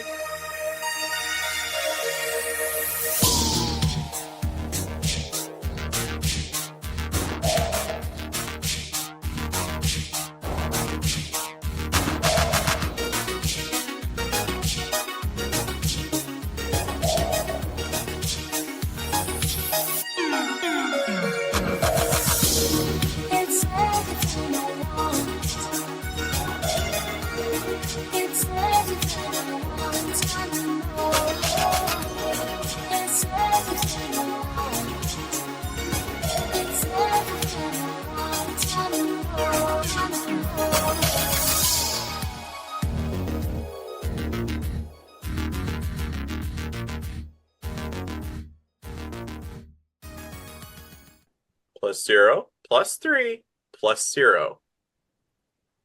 5. Pentagram. Number of man, which is what the pentagram, I kept on reading. But again, 5 points. Don't know, but something's got to be there for that many coincidences. And if he gets in 25, add to that 7 years. Via 13-month calendar, I would recommend, because that was the original calendar, and we have to add that into a timetable. And if the two witnesses is scripture and real Christians, as opposed to these old men with beards and stuff like that, everybody's going to be like, well, where are they? They're not here yet. So obviously the Antichrist can't be here yet. It's like, we're telling you right now. we are showing you every day that it's on your freaking logos, it's on this, it's on that. And you're just going, oh, stop being a conspiracy theorist. We're telling you the Ark is getting, again, Ark of the Covenant, Noah's Ark. We're telling you the Ark is getting ready to close. The ecclesia, the door is about to close to who can have access to the Holy Spirit. When we're gone or they execute all the saints, because remember their bodies are left in the street for 3 days, it replicates exactly with Christ's life. 3.5 years we minister, for 3.5 years, blah, blah, blah. Then they execute all of us. And then caught up, resurrection, or is it? We rise up with him into the air, just like his ascension. Then everything hits the fan, and everybody's going to be like, oh, shoot, because the light of the ecclesia is shining no more within you. And that would parallel within Revelation 18:23. And then it says, thy rich men were the merchants and the great men of the earth, and by their pharmakia were the nations deceived. It all started somewhere, so I kind of wonder, Pharmakia can connect to sorcery, but Isis is an alchemist, so aka connecting with Hermes, so Semiramis, witch, pentagram, whatever you want to call her, Isis, or Cece, if you want to spell it backwards. And her nickname is Queen of the Heavens, just like Cybele, just like Ishtar, just like Astaroth, and that is the same name as the Catholics marry Queen of the Heavens, 11th and 13th century. So you're already seeing a little bit of how this stuff connects. The Vates, Druids and Vates, the bards represented the three classes of the Celtic priesthood. According to the ancient Greek writers, Druids played an important role in the Celtic society, dealing with magic, religious rites, and worship. Magic. Did you know that Billy Graham is a star on the Hollywood Walk of Fame? No. Oh, yeah, he was big time controlled, and Trump just endorsed him recently. He's like, oh, I was at the Yankee Stadium. Such a great preacher, wasn't he? And I'm over here like, yeah, no. Because he would tell Catholics, no, you're already good, go away. Or you tell Muslims, no, you're good, go away. So you're telling me some good stuff. Again, this is the thing with false prophets. They can tell you truth once in a while, but they also can tell you lies or half-truth and say, oh, no, you're good, you're good. No, you have to convert to Christ. And he's also having Jews apparently come up to him and he'd be like, you're good. No, you have to accept the Father and the Son. So if they're approaching you saying, I want to accept the Son, you're going, no, you're good as you are. That's universalism, which Catholic, moon worship, remember, sun god, Allah, you're again saying universalism. It's all good. It's all good. The moon can circle the earth like Saturn, like the rings that they have with all the logos from AAA to AT&T or all that stuff. Yep. So grove worship with, you can find it in Jeremiah and Ezekiel again, right before they go extraditing back to Babel. You constantly see these two prophets condemning or calling out or crying their hearts out like Jeremiah. I feel for that man because I understand. But they're looking at everybody going, stop building these things. Stop making cakes under Astaroth. Stop, please. Put them in a well. Really? People don't want to hear truth. They want to create their own truth. And this is where we get the word sophisticated from. It comes from the sophists. You can type that in, Sophists. And they were basically these philosophers that would play a parlor game trick. They would be paid for their philosophies. They can make up stuff on the spot, and that's your truth, or this tree, blah, blah, blah. And they make up this whole soliloquy argument of why this thing works. And that's where sophistication comes from, is off of the sophists. So that's kind of the foundation of that's your truth. That's your truth. Okay. And we can all live together, right? No.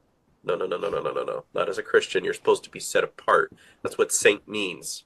But just showing, because I'm getting this off of a magical response online, some witchcraft thing. So again, I'm pulling up their sources. I'm not just going, oh, you're just judging everybody for being. No. Let's see what you guys are telling everybody with what you believe. Your magic skills based off your zodiac astrology. based on your zodiac sign and element. Fire for Aries, Leo, and Sagittarius. Water, pointing downward. Air, earth. When you can join all of these together, that is the star of Remphan. Wow.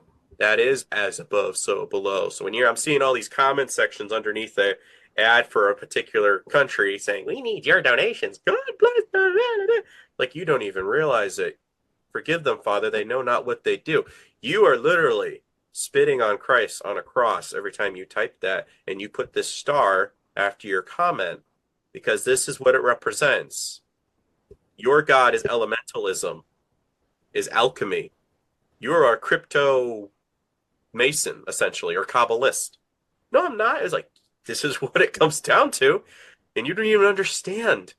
You do things and you don't understand. This is what Kabbalah translates into traditions. This is what Christ is saying. You do the traditions of your father, of men. This is what he's talking about. And I don't want you to do that. So when you're over here going, oh, Satan as above, so below, it's like, no, that's alchemy. And this connects to Hermes Trismegistus, as within, so without, as the universe, so the soul. Soul. Everlasting life, immortality, soul, conjoin. Come on, guys.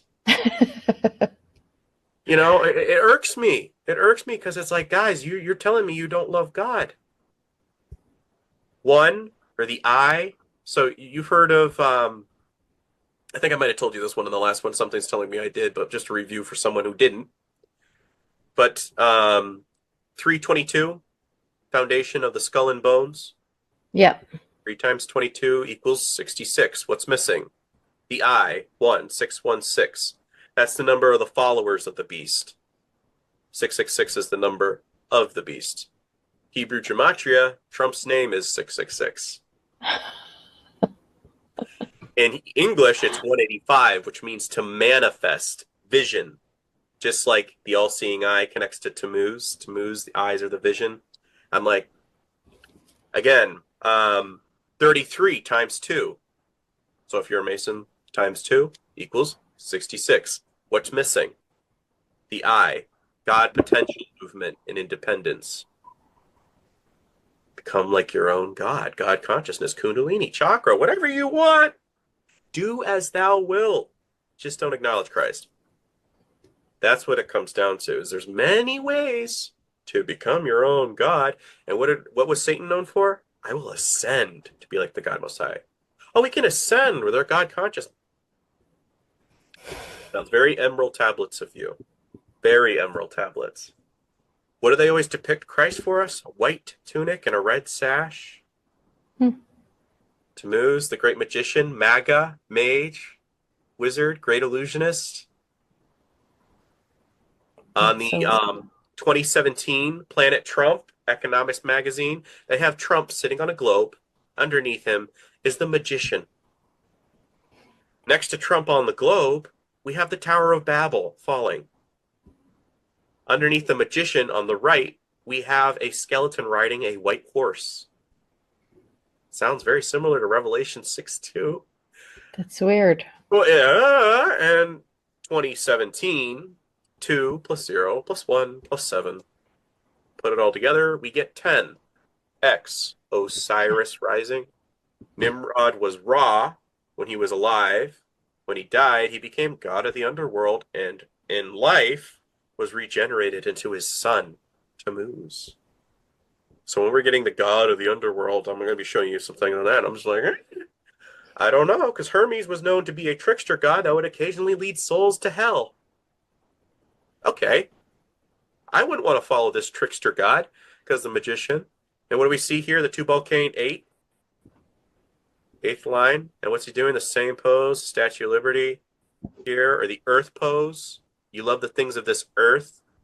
What do we get with a lot of patriots? I love this king. No, Christ or country. You can't have both, because that's just volt. That's saying God is, no. You have to choose one or the other. My kingdom is not of this world. Which one do you choose? I know it's hard, but you have to understand that. And you can see, again, the pentagrams on there. See the vegetation, a 3D stance. And it's emulated off of the Colossus of Rhodes. This was one of the seven ancient wonders of the world, and is based off the sun god Helios, the spiked crown. Yeah, I think that thing fell down. What was it? An earthquake, I believe. A lot of these temples and whatnot, as I was watching this YouTube thing, I said, God's always destroying these things with an earthquake, and I really love it because it's over here going, not anymore. How the heck did they make that statue anyway? That is huge. Uh-huh. And you have to kind of wonder, it's like, if they constructed this, you can't tell me they were ignorant peasants and stuff like that. Right, Extent that exactly. they paint and portray it for us in like cinema. There had to have been like roads. Hello, have you seen the Roman Appian Way? It's still great. Perfect.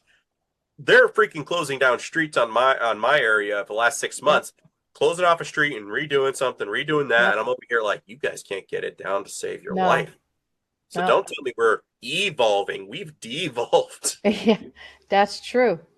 And then how they built some of these again, possibly Tartaria, Tartarus, Empire of Bringing Hell.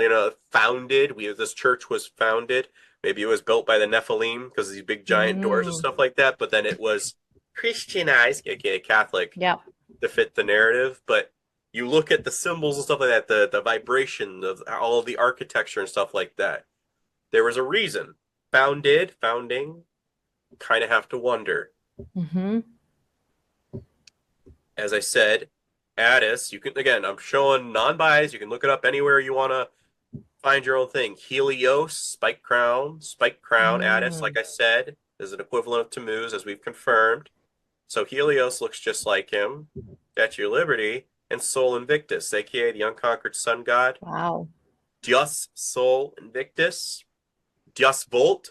God wills it. Sun god wills it. Kind of have to wonder. And again, he's affiliated with Mithras. Mithras and Sol Invictus merged. Mithras and Sol Invictus, Mithraicism was a little bit more private, whereas Sol Invictus was kind of like the state religion. And Mithraism is very much a lodge-like structure, and I'm laughing at some of these authors. I'm like, yeah, you're comparing it to them, and then you're like, no, there's no affiliation with them. And like, Mithraism, they used to practice within caves. Why? Because it stems off the Iranian belief that the sky was made of stone. So thus the stone within the cave was representing of the cosmos. They'd sometimes chisel a hole to see the particular stars in the sky. Magi, Pharisees were practicing some of this. Again, what is corona? In fact, the name coronavirus comes from the virus shape. When it is viewed under an electron microscope, it looks like the sphere with spikes coming, aka a spiked garland or crown. Angel Studios, that produces The Chosen. Look at the blue watermark and confirm I didn't make it up. This is their logo. All I did was keep putting lights on it of what we see in the background. Eventually we get the statue, the spiked crown here. Exact parallel. Put more light on it. We get a reptilian eye. It's like, you're not painting a Jesus that I want to follow anymore, because that... Oh, I see it. Yeah, I see it now. Yes. Wow. You have to always pull these images to kind of help show people, like, do you see it? I see it. Yeah. What made you decide to check that? Jeez. I would never even think of that. Someone recommended that I do it, and then I just put light, and I was like, oh, shoot. Stories of light. What do they emphasize in the logo? The G, just like Freemasons. And Jonathan Rumi is a Knights Templar, so it's like... Do you remember Dagon in the Bible? No, not in the Bible. So when Israel was kind of going around and duking it out with the Philistines, Philistines had obtained the Ark of the Covenant, and they took it as a trophy, and they brought it into the temple of Dagon. And of course, we're reading this, and of course, most Christians, they're just like, oh, cute story, yeah. Or because Dagon fell over. And they were like, all right, put it back on the cart Yeah. and ship it back because we're now all getting ill and sick and it's bad juju. Out, out, out, out, out. So they do this. So, fun fact with Dagon, what does his name mean in the Bible? Grain in Semitic languages is what the name of Dagon represents, affiliated sometimes with the god of creation. And you note that he's a fish like looking god. Mm-hmm. The top of the Hermetic Kabbalah tree of life, it's a spike, just like the trident, which is supposed to be the Mm. sigil of Molech. So there's got to be a little bit of a fish god. And I don't know. I don't know. But I find this interesting because God of creation, it also connects with grain. Okay. Because Infirmicus Maternus puts it, it is supposed that Attis, that little spike guy we just saw, and the Christmas guy, specifically identified with the fruit of cereals. We have a lot of cereal today, don't we?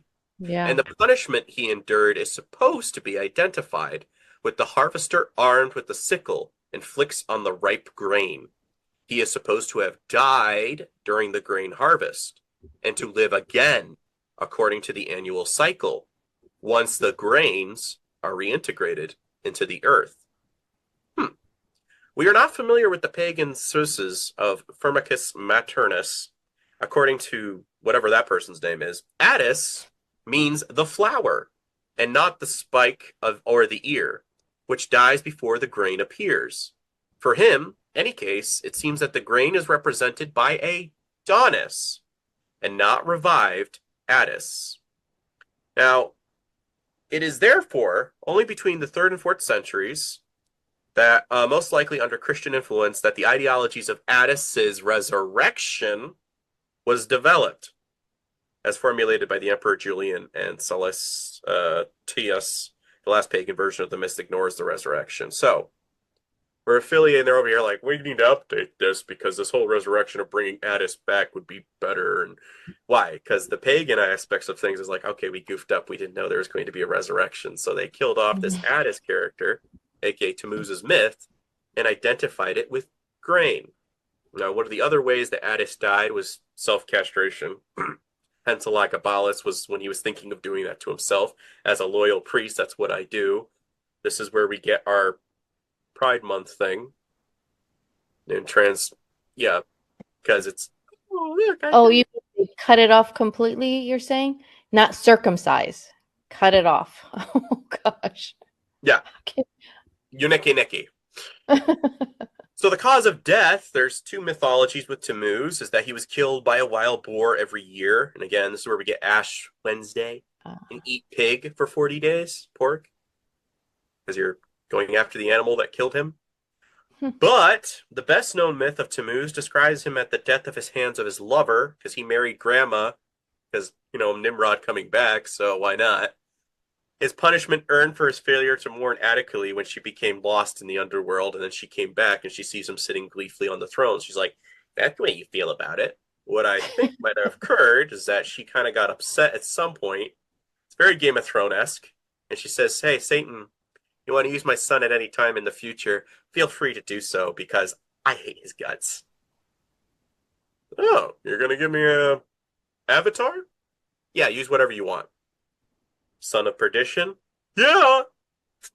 And use him later on. This is where the Son of Perdition comes up. This would be Satan's avatar. And it would connect right back to the unholy trinity of Babel. Christ pagan doppelganger. So the text suggests that in Assyria, later among the Sabaeans, Tammuz was basically viewed as the power in the grain, dying when the grain was milled.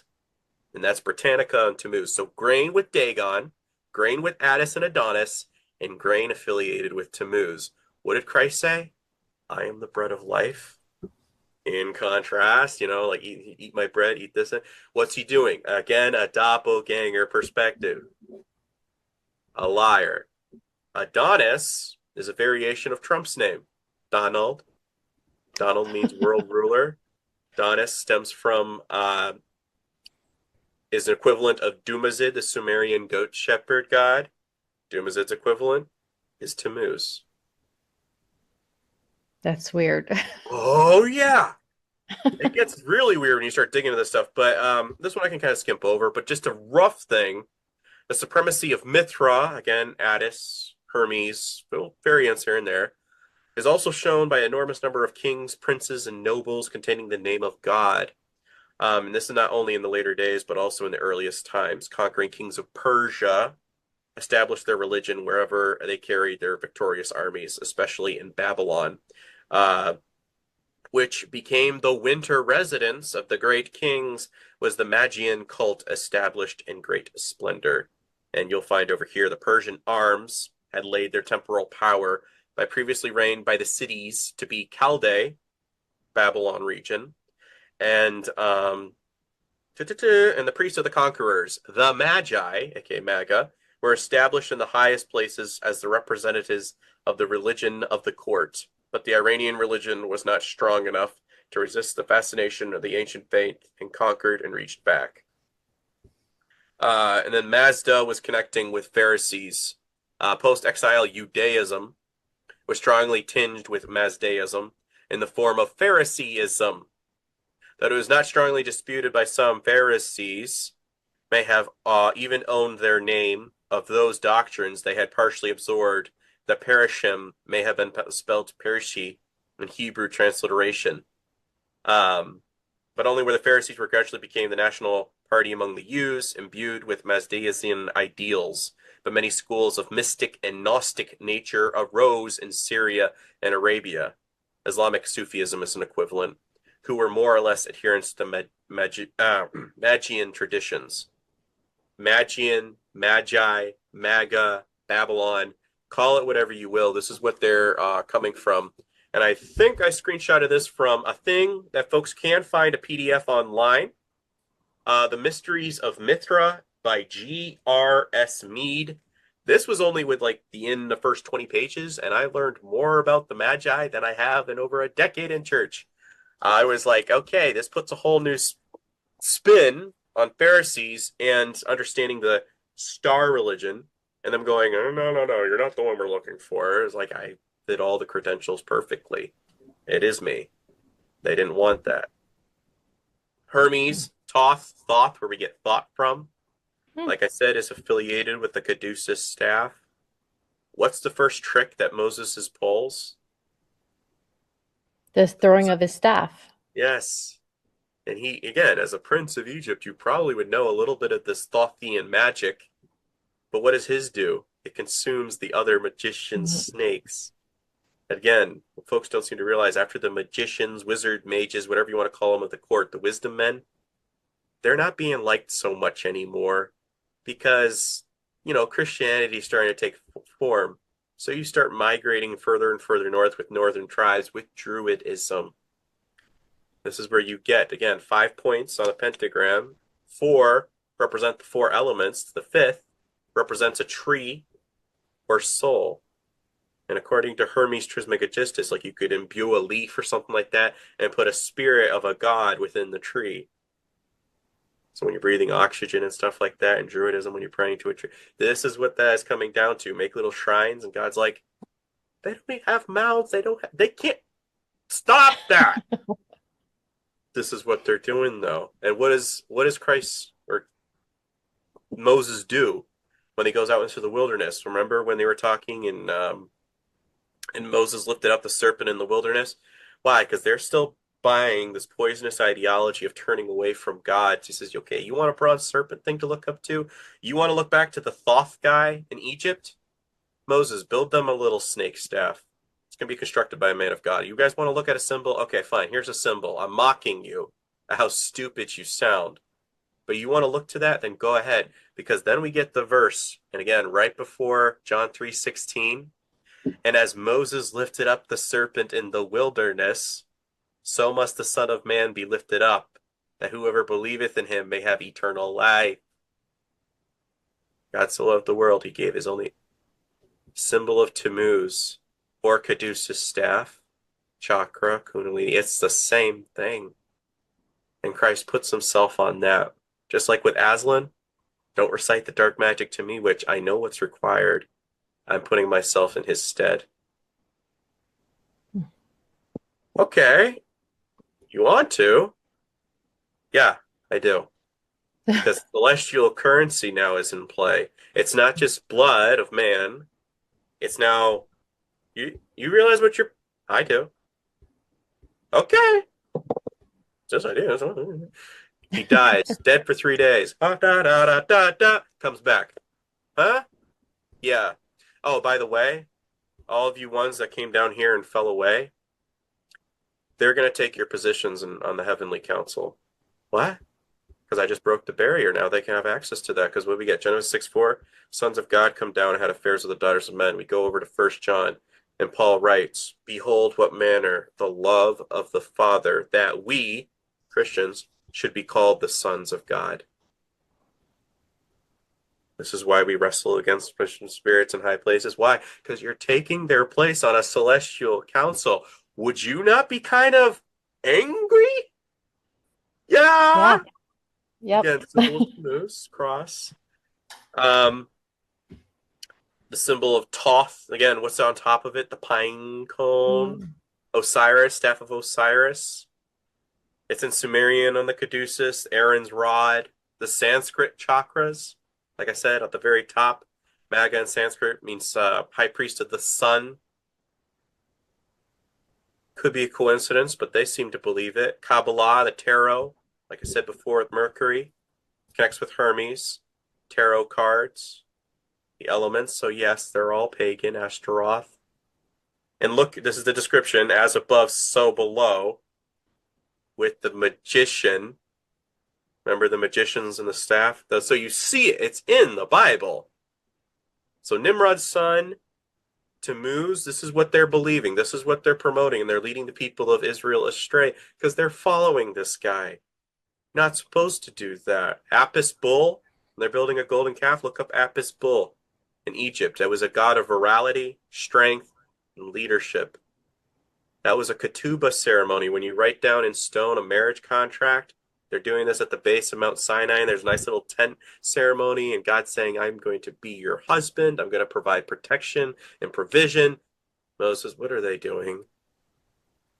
Moses comes down. He knows what the Apis bull represents. They're literally cheating on their honeymoon. That is a spiritual cheating on a honeymoon. Think of it in that perspective. I'd probably be breaking some tablets too. Like, are you serious right now? Are you serious that this is what... Now you're doing it with trees. No, I'm not. Yes, you are. Again, I think there is something about a branch, and it was a bad smell to God's nose in Ezekiel chapter 8 when you continue reading that. Not sure, but there's a picture of Nimrod holding a reindeer and holding a branch in the other hand. And I was kind of wondering, does that have any connotation with that? That a branch was connecting with an incense ceremony connected with this groves unto Ashtaroth and Baal? Maybe. But my buddy, he does Kundalini.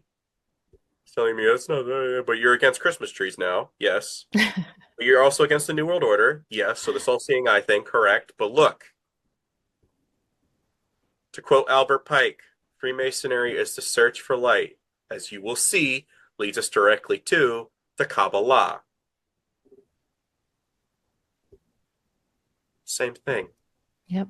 Any variations, but the same thing, the same coloring. And again, this is from their pages where you get this little Caduceus all-seeing eye thing right there. Is that you think you can ascend to be like the God Most High. You invert this, and you get the pride flag. What? Hmm? Oh, I see what you're saying, because the colors you I'll have a mean. visual later. But do you realize that the dollar sign is the serpent staff? Wow, no. Wow. Again, how do I know? How do I know? Look, Caduceus. It's Oh, just yeah. genitals. Ugh. Got the wings. Got the Yeah. wings. Again, what's this? This cosmic egg that Thoth was born out of, allegedly. Again, where we get Easter eggs from. Hmm. We're having our kids running around like these Easter eggs. Why? Because it represents their God. Ascension. Doing it on your own. Do it on your own. But they sure Again, got the whole world fooled, don't they? oh yeah. Everyone. Yeah. And it's Nobody knows. basic when you dig. According to the CIA, when someone's gets to 33, the vertebrae of Golgotha, it creates a superimposed image of the spirit, the body, and all the components thereof become the Kundalini as a temporal paradox. They die and live through Christ and the old neural network freely moving in the vessel. This old mapping of the first vessel is the Holy Ghost. The second time one gets to 33 by the number 66. It decimates the first image and keeps the second. Therefore, God in the flesh and something greater than man is in control. 777 is when one bio-lightning of the lightning flash of the creation. Again, lightning, Zayin, Mark of Cain. They're saying this is good. With this, Golgotha, do you know that? When they're saying Golgotha, people are like, oh, God, the hill kind of looked like a skull, and this is how I got the name Golgotha. Skull. Oh, yeah. Let's pause for a moment. Golgotha, Goliath. What did David do? He cut off Goliath's head. Mm-hmm. Golgotha, the place of the skull, takes his head and buries it there. What do we get now in Rewind to Genesis? His heel will bruise thy head, thy seed, Nephilim's seed. Christ gets put on a cross. I wouldn't be surprised if it was right on top of Goliath's head underneath. I think that's what Doug said. What's his name? Oh my God. Doug Van Dorn. He talks about that. Okay. But yeah, if it's true, I'm just like, that's pretty dope. Yeah.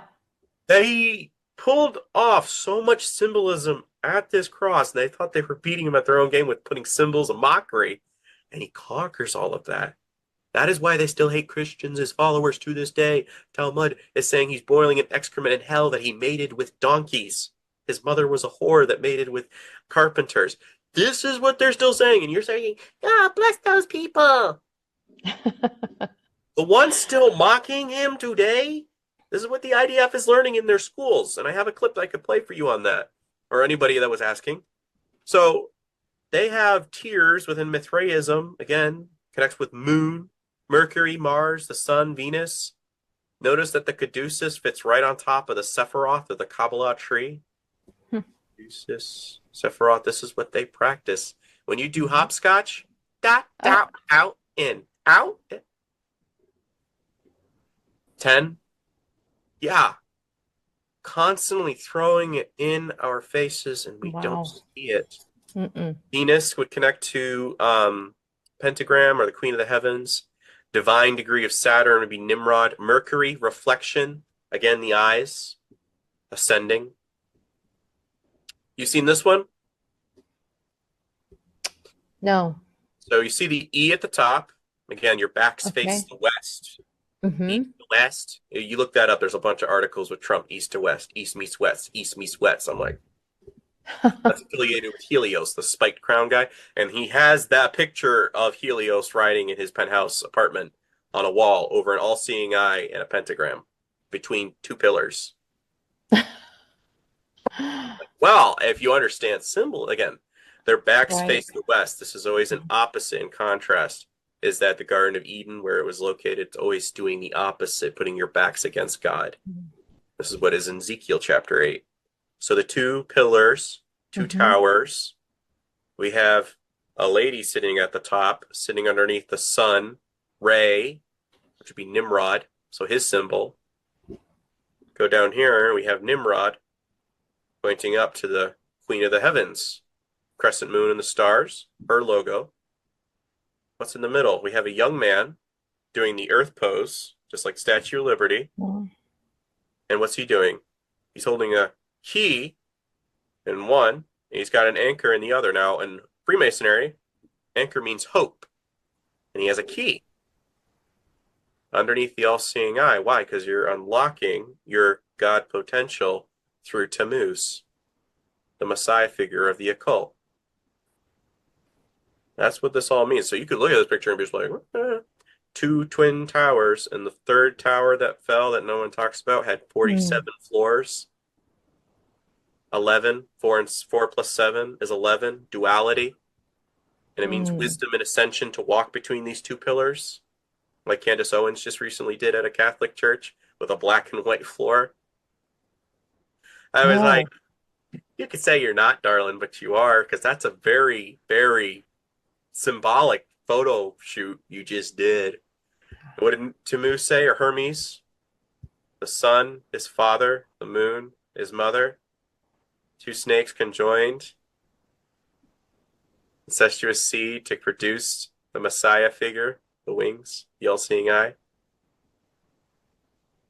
As above, so below, feminine and masculine coming together to create the star of Remphan. And again, you can look it up, Hermes the Real Alchemist on Instagram. That's them. I'm showing you them because this is what they believe. So in Kabbalah, doctrine is the holy serpent which resides within the tree of life. The serpent is the guide for each you, and I say that as in a religion, not an ethnicity, because as a Christian, we don't believe in racism. So even supporting the idea that a certain race is better than everybody else, that is Darwinism. So throwing that out there. Collectively, it leads all you-ish nation from the abyss upward into godhood. Inside the circles are the names of the Kabbalistic deities. Yous often pray to and have mental holy sex with in the Judaic gods and goddesses. Wait, was it? How's this connect? Okay. To activate the unconscious means to awaken the divine or the Devi in the Kundalini. The divine developed the super-personal within the individual in order to kindle the light of the gods. Kundalini, which is to be awakened in the sleeping of the Malahara world, is the super-personal, the non-ego.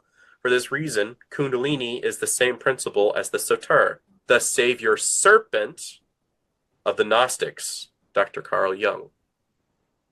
Now, you'll see a lot of times with Mithra, there's the slaying of the bull. I'm not sure if you've ever seen, see that picture where he's slaying the bull and he's turning his head away as he slits its throat? That's a symbol of sacrificing the ego for the greater good, and the shedding of the blood is how the earth gets formed. So that's all in their stuff, and I'm over here going, okay, so sacrificing the ego, you could become your own god is how you do it? No, you have to submit to the creator. It's to submit to him, not within. This is where a big thing I'm always trying to tell folks. Stop saying, oh, the temple of God's within me. And it's like, no, not like that. Not like that. The temple of God is within you, as in you are indwelled with the Holy Spirit. And that means submission, not I'm self-exalted now because I can become. No, no, no, no, no. No, no, no. CERN, named after Cernunnos, the god of the underworld, the Celtic lord of hell, is the didn't know headquarters. that. Yes, Geneva, Switzerland. Okay, it's an equivalent of Osiris. Okay. Shiva doing the cosmic dance of destruction in front. Shiva is the Hindu avatar that parallels Nimrod, who built the Tower of Babel. CERN's Hadron Colliders, rings of Saturn, or what it mirrors. In the occult, Saturn is the dark sun, or the prison planet of the fallen angels. CERN is designed as a teleportation machine to Saturn. The secret mission of CERN is to unleash Apollo, Apollyon, like we get in the Bible, Abaddon, Abaddon. The secret mission of CERN is to unleash Apollo and the dark angels from the abyss and to create a stairway to heaven to make war against God Almighty. That song, Stairway to Heaven, was composed in Aleister Crowley's house in Scotland. You play it backwards. You can find this on YouTube, Stairway to Heaven backwards. And it's a very demonic song. When you hear it, it's like, oh, shoot, what am I listening to? Because you'll note the lyrics don't make any sense, really. But when you play it backwards, you start going, oh, I don't know if I want to listen to any music now, because that's kind of scary. CERN is where we get our internet from. Inter, place for a tomb or corpse. Net, to restrain or to hold something. Wow. World Wide Web, keep everybody in a net. What does Christ say to some of his first recruits? Follow me, I'll make you fishers of men. Save people from this. I don't think that's influence. Right. Yeah. It's so beautiful when you're like, yeah.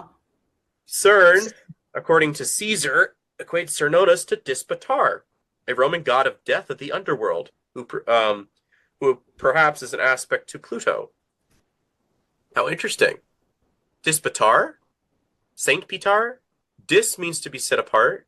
Patar was a Roman god of the underworld. Dispatar originally associated with fertile agricultural land and mineral wealth. And those minerals were from underground. He was later equated with the symbolic deities of Pluto and Orcus. Orcus egg, the Orcus egg. Interesting. And Dispatar, Saint Petar. Oh, it's the one true church. Yeah, if Nimrod is your god. Yes, Christian, saint, supposed to be set apart, Dispatar. But do you see how they're interfusing it? Oh, he does Mm-hmm. this. When Christ says, upon this rock, I will build my church or kingdom, ecclesia, picture it was like this. All right, demons, you hearing this? What happened here at Mount Hermon, forbidden, cursed, I'm going to start my kingdom of heaven right here with these disciples you see right now. Wow. Yeah, because Hermon was also alleged to be a portal or a gateway to hell, according to the Hebrew lore. And you have him saying this spiritually to everybody there to hear, and we're starting the war right here. This is ground zero. Now, as a demon, you're over here going, yeah. Because again, we always say demon, fallen angel. No. Daemon means spirit being. So when a giant was slain, they couldn't go to heaven, and they can't go down to Tartarus or under the river Euphrates where their parents are. So what happens? It says in Enoch, they will roam the earth for 70 generations until the time of the end. Now, what do we just get with CERN? They want to bring back these demons. Did you know that the root server for all the internet is known as demon? No. AI, A equals 1. 9 is Uh-huh. the ninth letter in the alphabet. AI equals 10. X, Osiris rising. Demonic possession. Because what is Christ doing? Don't worry about those who can kill the body. Because guess what? Greater is he that is within you. Your body is now a temple of the Lord. So if the presence of God is already within the saints, then don't worry. Your soul is spared for the kingdom of heaven. It's in the book of life. In contrast, somebody signs this Mark of the Beast contract, Bitcoin, whatever you want to call it. You go into this full force. Like, again, that's where you're full. And right now, maybe not be evil, but if this is what you become, you're then consenting, demonically possess me. Because giants, what are they constantly doing in Christ's ministry? I want a body. I want to possess somebody. Legion, they're having a full-on party within one individual. Now imagine they do this internationally, and you've consented through AI, internet, meta, what I say means death, internet, place for a tomb or a corpse, net. You're now caught within this matrix. Yeah, it's terrifying, but this is what it is, folks, is that your bodies now become a vessel for them. And you had the chance to have the Holy Spirit to cancel that out and say, no, you're now my temple. I have claimed you.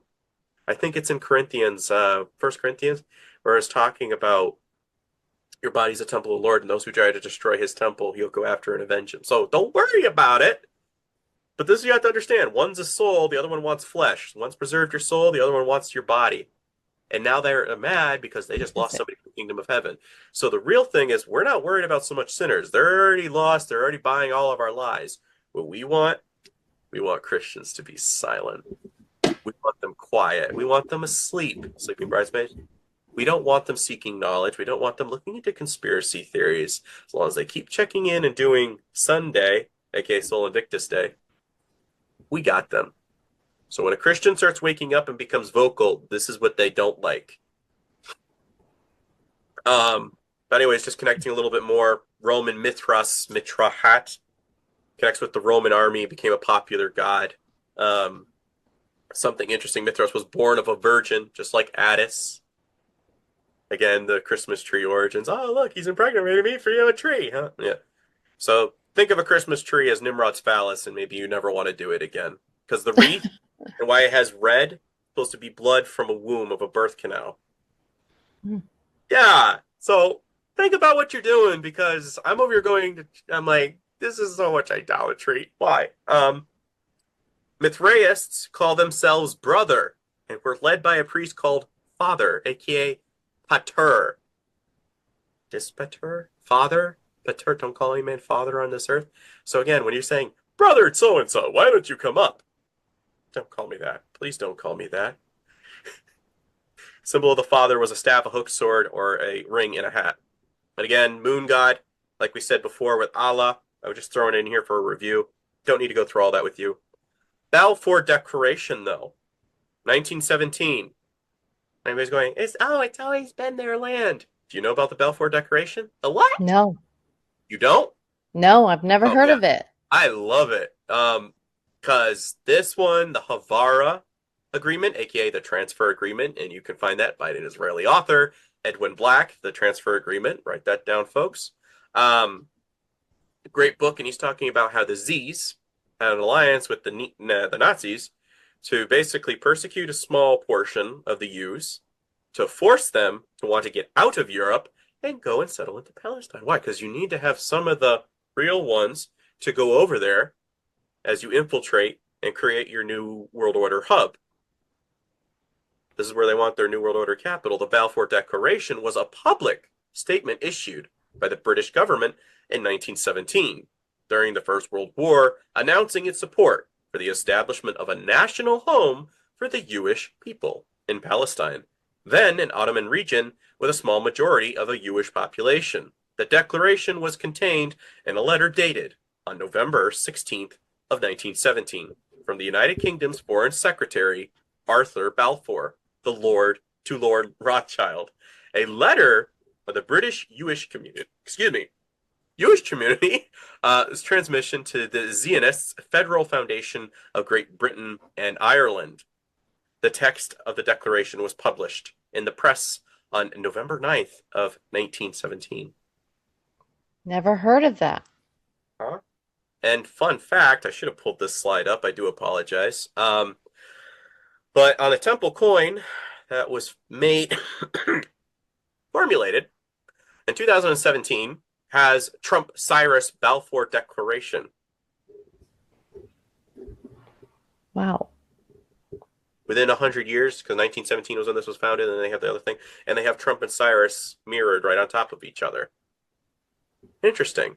Yeah. 1917 was also the year that Aleister Crowley wrote his novel, The Moonchild, for how to bring about an Antichrist figure, which, again, was replicated in the experiment by, what's his name? Jack Parsons, the guy for rocket science and NASA, Oh, and yes.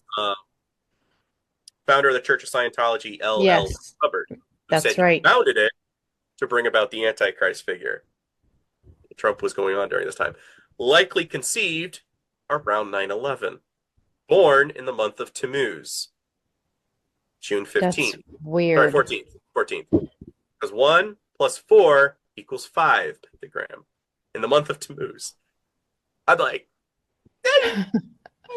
again, Solomon Brothers with 9/11. Again, coronation day for kings in ancient Israel. You have to go between the two pillars to find your higher wisdom and the third tower that fell. Solomon Brothers. King Solomon had the two pillars of Yakin and Boaz, as I did in the Sacred Seed episode. You'll understand baptism a lot more, and you'll understand what Freemasonry, because Solomon fell away, started worshiping these other gods and goddesses. It's alleged that the Ring of Solomon had the power to dictate animals and demonic beings, the six-pointed star Remphan, and that he had this ring that gave him that power, quote unquote. This is where we get the ringmaster at his circus. Yeah, you dictate everything that goes on around you. Clowns, remember that? Yeah, I'm not sure the name of that author, but you probably know him. Yes, yeah. Yes, yeah. I interviewed him. Yes. Oh, yes, cool. Yeah.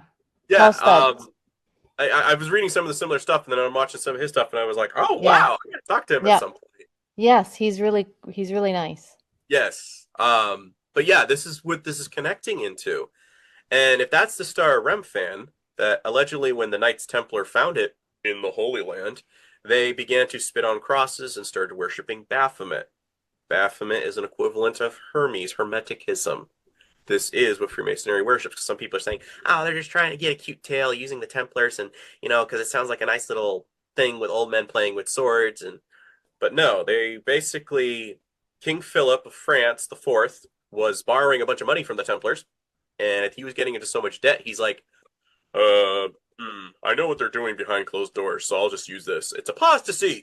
They're having intercourse with themselves, and they are worshiping the Baphomet, so I think you should execute them, Pope. So they do, and they get rid of a whole bunch of them. And this is where October the 13th, Friday the 13th, this is where that superstition came along. Yeah. So what happened is they go underground and form the Scottish Rite of Freemasonry in Scotland. And then the other half went into Portugal. And this is where they became the Masonic lodges and variations, Rosicrucians, this thing, that thing. Again, I'm throwing out names because I don't want somebody to get onto specifics, but I'm saying this is where a lot of secret society starts stemming off. Take a little of this, take a little of that, and you get somebody like Aleister Crowley. I'm part of the Orders Knights Templars, this thing, that thing, the yoga, this thing. So why? Because for somebody who's higher up, all of this stuff is basically like a buffet smorgasbord. It's a little of this, a little of that, and oh my gosh, I'm so, Social Security, 2 pillars, twin towers. Note the eagle or the bird of prey, which would connect with Hermes. Symbols of Hermes would be the hawk, the falcon, the tortoise. Fun fact, America was known as the land of the phoenix and or Tortoise Island. Yeah, and I'm like, okay, phoenix, a bird, an eagle, between 2 pillars. Again, all-seeing eye. Got to take a little bit of something here that there's got to have been something that happened. What happened exactly? Like Trump was 55 when the towers went down, 5 plus 5, X. Corona happens 19 years later, 1 plus 9, X. 19, 1 plus 9, X, C19. So I'm over here going, yeah, there's a lot of X's. And again, if you understand their etymology and anthropology, you start seeing it. Sun god worship, as we see within the Vatican, Smithsonian. It all worships Tammuz, not Christ. But this is what we have. So Whore of Babylon, yes.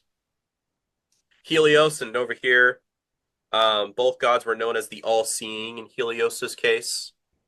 Eyes, the symbol of Tammuz. So I want folks to know you can start Googling this stuff. Don't just take my word for it.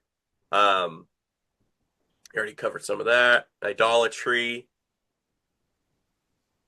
Again, some of it I'm just showing for visual purposes. I don't want to just drag this on and on and on and on, but a lot of all this other stuff. If Christ's birthday was during the Feast of Trumpets, born on 9/11, which is Coronation Day for Kings in ancient Israel, born in during the Feast of Trumpets, again, Jericho, walking around 7 times, then you're blowing the trumpets. What does Christ do? He returns during the sounding of the trumpets, the marriage feast. So I kind of am like, but Mithra, December 25th. Dionysus, December 25th. Dionysus was known as the masked god of theater. We're all wearing masks during 2020. So, again, Osiris, Horus, Attis, again, it's always there. Like I said, this is what you could possibly visualize as the wanky going into the, So, Christmas tree and the wreath, if someone's not visually able to see. I'm just trying to be very delicate because it's a very crude symbolism, and we're putting it up with such zeal. Like I'm literally like, do you realize the amount of idolatry? Oh, here we go. Fifth Canon, basing off of Trump, like I said. Canon connects with oh Tannenbaum, you're worshiping a pagan Christmas tree. But Hermes, Brother Wimhurst, also regards the name Hiram as identical with Hermes. Hiram Abiff was the guy that helped build the temple and bringing down the cedar trees and whatnot to help construct it. I'm chuckling because Solomon builds this temple, and it's alleged that it was built over the spot where God created Adam, the first man. What does Christ do in contrast? No. No longer a physical temple. We're not going to need a third temple. Why? Because greater is he that is within you. That's what that temple veil means. You guys are now my temple. You are my ecclesia. My presence resides into those who abundantly seek me. What does it say in Hosea 4:6? My people are destroyed for a lack of knowledge. And because Thou hast rejected knowledge. I will reject you from being my high priest, and I will also forget your children. High priest was the only one allowed to go in the Holy of Holies wearing white robes like a bride. So you have to kind of go, wait. So those of us who understand what Holy Spirit is, 10 bridesmaids, remember, 5 of them have thy word as a lamp unto my feet. 5 of them don't have their oil together. Gethsemane means oil press. His disciples were falling asleep. It's like, I already gave you this parable, guys. But they didn't understand all the parables. They No. didn't understand because they weren't indwelled yet, hadn't been unleashed yet until the gift on the cross. Now all of a sudden they're going, are you ready to feed my sheep, fisherman? Yeah. You don't deny me anymore. He denied him 3 times. He says, yes, I'm ready to feed your sheep now because I get it.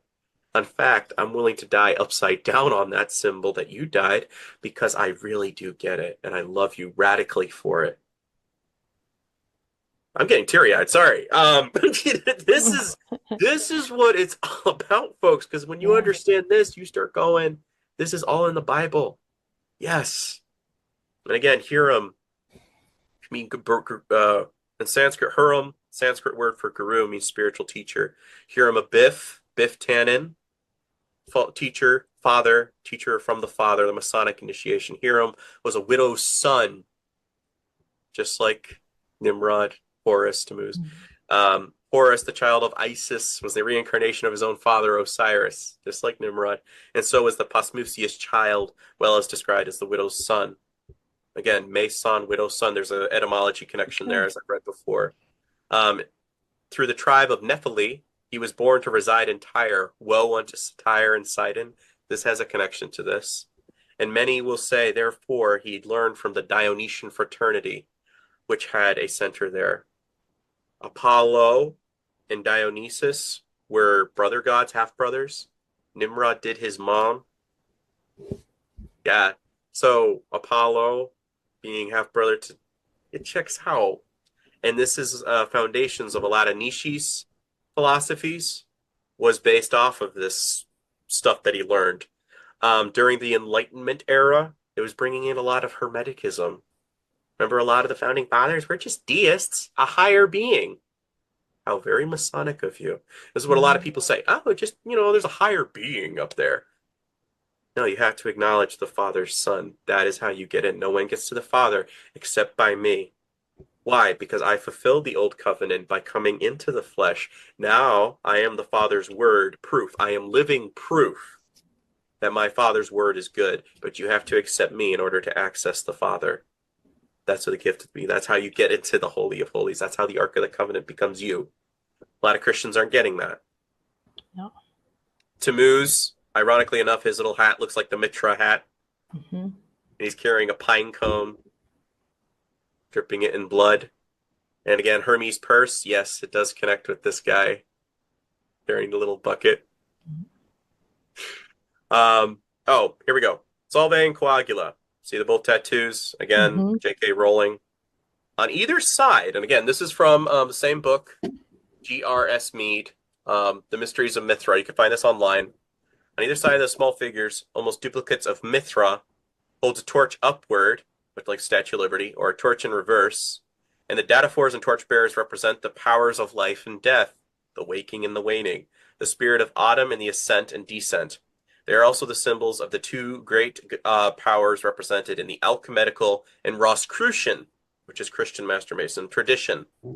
By the right side in the raised with finger pointing upwards, and the left hand of the finger pointing downwards. And the left downwards, accompanied by the mystic utterances coagula and salve, and to collect and disperse, fix and vitalize. So Mithra has a direct correlation with Baphomet and Hermes. So it's not just me going, oh, you're pulling at strings. No, this is an actual ritual with Mithraism, which connects with Knights Templar worshipping of Baphomet. So again, Hermeticism, hermaphrodite. Baphomet you see is reflected in the mirror in the Vatican. Christ What? pagan doppelganger, Nimrod's son Tammuz. Yeah, it's just Satan. Not quite. Think of the Avatar, their savior figure. Their savior figure does something for them. Christ did something for us as well. But theirs is a earthly, I did something for you. Whereas Christ, in contrast, is I gave you something celestial, that for either be that find it will understand this gift. Do you have something you want to say? No, I'm looking at Okay. the Nassau. What's the Nassau and the snake? Serpent. This is where inside the where the little Pope currently is giving all his little speeches and whatnot. What? Yeah, and then NASA is the tongue.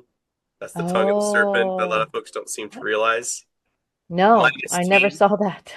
before they launch. Minus T, Satan. Oh, wow. Again, even Family Guy made a joke about that. That NASA means to deceive. And I was over here like, well, that guy is a Jew, so I'm saying that by his own declaration. That's not derogatory. I'm just saying he would probably know and would Yeah. want to spread misinformation on a comedy show because, you know, that just wouldn't be good. But Hermes, 6th century, he's alleged to be the originator of coinage. Ironically, the IRS just looks like the Israeli Supreme Court, and we have the all-seeing eye. So when people are saying pray for, I'm like, that sounds like Stockholm syndrome. Tax me harder, send more packages. It's like you're saying one thing, but symbolism wise, do you realize it? Like I told some people, you can barely interpret the back of your dollar bill symbolism wise. And you think you can predict who the Antichrist figure is going to be? And I walk away laughing because if I'm able to understand this as a Christian who studied the symbolism, occult wise, they're laughing tenfold. Yeah, it's 33. You have no idea what it means. Yeah, it's I know. 666, but you have no. Or I just did this and you have no idea. Or you think that's rock on. Oh, you silly person. And this is what it all comes down to is because people do not understand that they can laugh and mock you constantly. Jesuit order with the all-seeing eye. Ra, Re on one side, Thoth, Hermes on the other, left and right. What the symbols mean. The eyes of Horus, or the all-seeing eye. And this would be Nimrod. The other would be Thoth, Hermes, equivalent. So I'm not just making it up. I'm showing you how it does connect into the Bible and within the church, or Catholic Church, counterfeit Christianity. Lucifer found it worthy to cover up one of the eyes for their show advertisement. It's known as a Oh, Faustian yeah. bargain eye. So you're giving up a part of yourself to obtain higher wisdom, just like Odin. I give Oh, up a part of yes. myself. Yep. That's what that symbolizes. Oh, Kevin wow. Hart, Bruce Willis, Ariana Grande, Tom Hanks, as we all know. And then even the boys, they were making fun of it with calling out Oprah and Tom Hanks for child trafficking blatantly Mm. in a TV show. Why? Because a lot of us are going, yeah, they're doing all that. We don't understand anything, though. They never acknowledge that. Like when people are sharing the thing, like with Big Mike, I did a reel yesterday. Oh, instant share. Ha ha ha. They're so depraved and immoral. When it comes to actual history or serious things, I'm not going to share that because you don't understand. You want to be entertained by their depravity and their immorality because, oh, they're a lot worse than me, as opposed to actually being vocal on every topic. That's something I notice with a lot of Christians. But Mr. Russell Brand, oh, 33 means Christ. No, no, no, no. Let's not play that game, Mr. Brand. Again, he's No. doing the water logo, possibly a coincidence, but then he has the all-seeing eye as one of his tattoos. On the other side, he has the chakra, which Corona is at the very top. You don't tell me you're doing the vow of silence for Masonry. So don't tell me you don't know. And then his baptismal ceremony, they had baptisms for Mithraism to be reborn. Oh, Was that's the supposed to be a phallus? Is that what you're saying? I'm sorry. which When one? he's doing like be quiet No, sign? that's the vow of silence. Like you're not supposed to talk about what Oh. we do in here. It's all Oh, secret. okay. The levels, the tier levels, the inner knowledge. You get a lot of reading material, and you don't even get to read Albert Pike until you get to like the higher degrees. Mm. So a lot of them good natured. There's a lot of Christian stuff like that. But like I was talking to this 33-degree guy, former, he was saying that once he figured out that Albert Pike was endorsing Lucifer, he's like, no. He says he gave his life back over to Christ, and he says his wife said you literally felt different in when we were sleeping. I woke up and it was like there was a different. Your energy was so much different. He's like, yeah, because I gave it back over to Christ. I don't want to be possessed with this stuff, you know? And that's what it is. Yeah. It's very satanic. It's always pulling at your core. Hmm. Again, this is Naomi Campbell's thing with her special, vacation place with the What? all-seeing eye. Yeah. So they're showing you. Some people are like, how do you know they're not just doing it for coincidence because the camera guy told them to? I never Right. post photos like that. Yeah. I mean, when I'm doing the show, I'm doing it for just for reference because I'm like, Right. I'm condemning it Yeah. unequivocally. If folks aren't ever paying attention, then I always say I condemn it. Siri, spell it backwards, is Iris. Hmm. Iris, all-seeing eye. Yeah. Yeah. Hey Siri, are you consulting That a god? is And again, over the interesting. what do you call it? The Washington Monument. See the all-seeing eye there? Climate change Oh. is an eye for Oh, yeah. 13. Yeah. And again, 13, I think, was the number for Hermes Trismegistus. They're saying I have the three philosophies of all this stuff. Elon Musk's mom, looking for a VP. Oh my God. Witchcraft propaganda. She's doing the all-seeing eye. She The sure is. Bosnian Yeah. bargain. Yeah. So in the wake of 9/11, Did you know that can you hear it? Yes. You can. Oh, that's a new one. In the wake of 9/11, this is what occurred. It's only about a minute, if that. there was a ceremony featuring the all-seeing eye conducted on the live television broadcast for the one-year anniversary of 9/11? Is the mayor of New York, Michael Bloomberg. Again today, we are a nation that mourns. Again today, we take into our hearts and minds those who perished on this site 1 year ago, and also those who came to toil in the rubble to bring order out of chaos, and those who throughout these 12 months have struggled to help us make sense of our despair. Now we join with our fellow Americans in a minute of silence, led by President George W. Bush from the South Lawn of the White House in Washington. Yep. So they're telling me, oh, you're wrong. It's not Coronation Day. Barron Trump wasn't born until 2003. Some people are saying, oh, it says, so think of it this way. If the occult originally had Nimrod, and then it was Tammuz, reincarnated Nimrod, you need to have a Tammuz and then go back into Nimrod, right? So if Barron Trump is the last president, quote unquote, what we see in the book or whatever, the predicting thing, they first need to have a Tammuz empire before they could go back into a Nimrod. The thing is, Trump is the one that's being referred to as their Christ. And when they gave him the Menorah Award, I think it was Isaiah 6:9 or 9:6, where it's the prediction of Christ's prophecy, and they call it the Prince of Peace. They gave that to Trump. Trump is being sought out right now for a Davidic bloodline. And he's also helping build the third temple, which is not necessary. Yeah. And he's nicknamed the Second Cyrus, which is a variation of their Messiah figure. Right. Chica Flint, the Messiah contains esoteric revelation, the Messiah of the Jews, again, tree religion people, possessed by the Holy Spirit. Thus, the Kabbalah at its rotten core contains the ultimate kernel of knowledge to discover the mystery teachings, and the great secret of the Holy Serpent is God. He is destined by the rabbis to disclose the initiates, to incarnate the body of the mind of their Christ Messiah to come. Blah, blah, blah, blah. This will be the same of the New Age mystics called the Lord Mithraism, whom the Babylonians knew as Tammuz and the Greeks as Hermes. Trump's name, be a variation of Donnie, Dawn, right? Okay. You could call him the Dawn, the Magadon, Armageddon, Maga Red Dawn, all the same letters.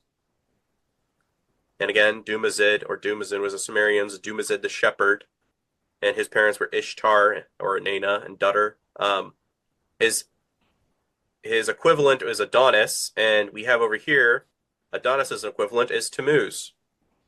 And Tammuz is equivalent of Hermes. So that's all connecting with to Trump.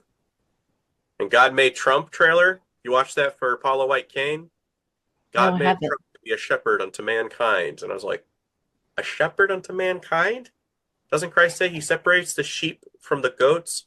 And the goats is connecting to Hermes Baphomet? I wonder. Like I said before, the God particle, and I said before, all this MAGA stuff. He's compared himself to Christ. again. Song out there, a worship song called The Chosen One with Trump. Hermes, Mercury, the symbol. Fun fact, the symbol of transgenderism, hermaphrodite, pansexual, Pan is another goat god. It's the same symbol as Mercury, which connects to Hermes. Like I said, inverted. Mm-hmm. Wow. Turn the world upside down. Again, what month did they pick for Pride Month? June, the month of Tammuz.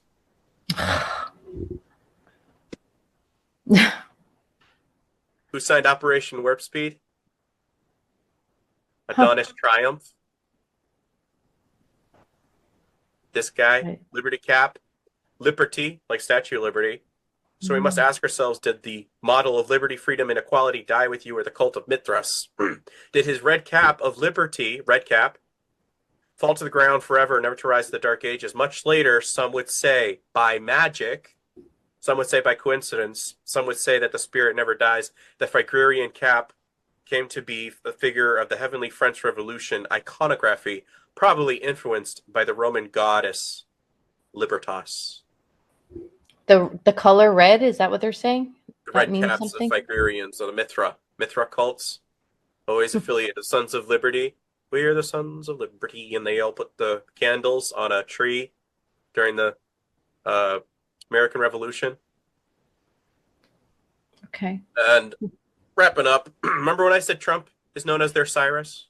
Yeah. I already said that it's time to bring back the death penalty for hate crimes and anti-Semitism. And since they're passing legislation to equate an ideology with an ethnicity, it's kind of scary because it could be a very fluid definition of who do we take out. And again, we're almost done. The earthly god of Judaism, who is androgynous, just like Baphomet, is known as Leviathan or Malkuth, the bottom of the Hermetic Kabbalah tree of life. Like we said, hopscotch. Adopted by the rabbis as the god of the Jews during their captivity in ancient Babylon, Babylonian Talmud. Flint explains, Leo Sheyeah, the universal meaning of the Kabbalah, says that the wisdom of the Kabbalah returned to Israel after the captives were set free by Cyrus, Persian conqueror of Babylon, and some rabbis and many of the people returned to Jerusalem to rebuild the destroyed temple. That is why the Talmud, the Halakha law books of the Jews, are called the Babylonian Talmud. This is also why centuries later, Jesus in Jerusalem bluntly told the Jews that their religion, emphasis on the religion, Phariseeism, which connects to star worship, as I pointed out, or what we call today Orthodox Judaism, was based on man-made traditions, Kabbalah, and not the God-giving teachings of the Old Testament prophets. Jesus further said that theirs were the commandments of hell, and that the new converts of Judaism were twice the devils that their teachers were. What a stunning, yet entirely truthful indictment of the Jews' religion. The Jews exoterically depict Leviathan as an evil beast from the sea, who will be hunted and killed by the Jews. His flesh will be provide food for the Jews of Jerusalem, and his hide will be a tent for the pious. This is clearly an exoteric portrayal from a much deeper occult meaning. If Leviathan, aka Melkut, is the egregious god of the Jews, it makes no sense that the Leviathan would be hunted down and eaten by them, unless the hunting of Leviathan is a metaphor for anti-Semitic persecution of the Jewish people that is fostered and furthered by Jews themselves. Is eating of the flesh of Leviathan a satanic twist on what Jesus said? Recall that Jesus stated, "Whoso eateth my flesh, drinketh my blood, hath eternal life, and I will raise him up on the last day. For my flesh is meat indeed, and my blood is drink indeed. He that eateth my flesh and drinketh my blood dwelleth in me, and I in him." John 6:54-56. Flint explains the esoteric teaching within the Kabbalah that accepts the evil of Leviathan, who is a god of war that will subjugate the earth under Jewish rule. God gives the righteous Jews serpentine protection through the magical ability to summon serpents from the lower regions to come and do their bidding. Ultimately, say the rabbis, through supernatural magic, Leviathan himself will take up their cause, encircle the earth like Saturn, destroy their enemies, and finally serve as the light of the world and as covering defender of the holy city of Jerusalem.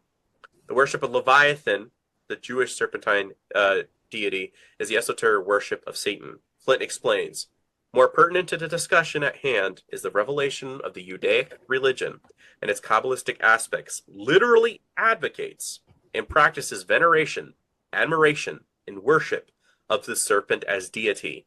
Jesus' bold and truthful declaration to the Jews was that by their wicked acts, and as a result of their religion, not ethnicity, being man-made and based on the traditions of the elders, they had proven to the generation that is a nation of people and offspring of vipers.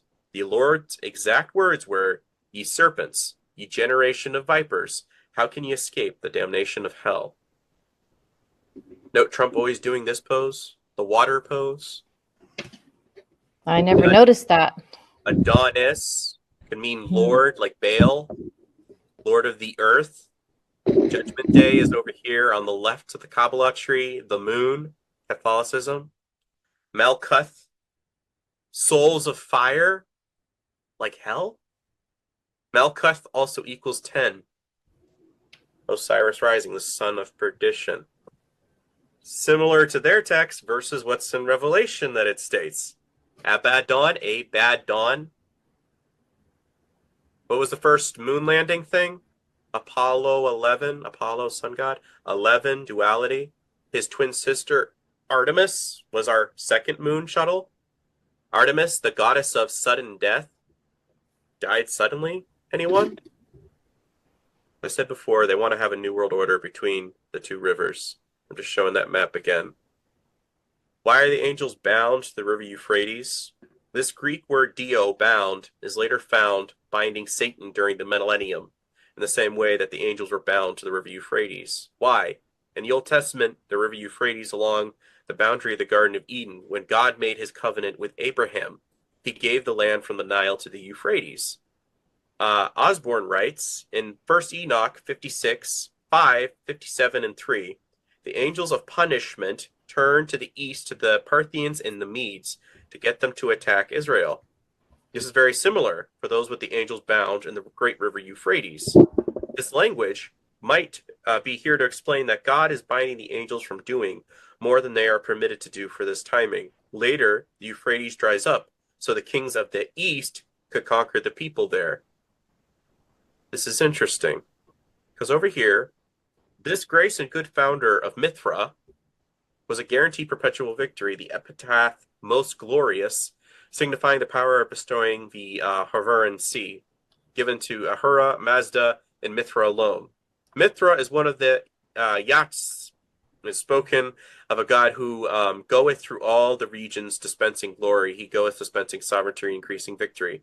The supremacy of Mithra is also shown by an enormous number of names of kings, princes, and nobles, containing the name of God, and not only in the later days, but also in the earliest times.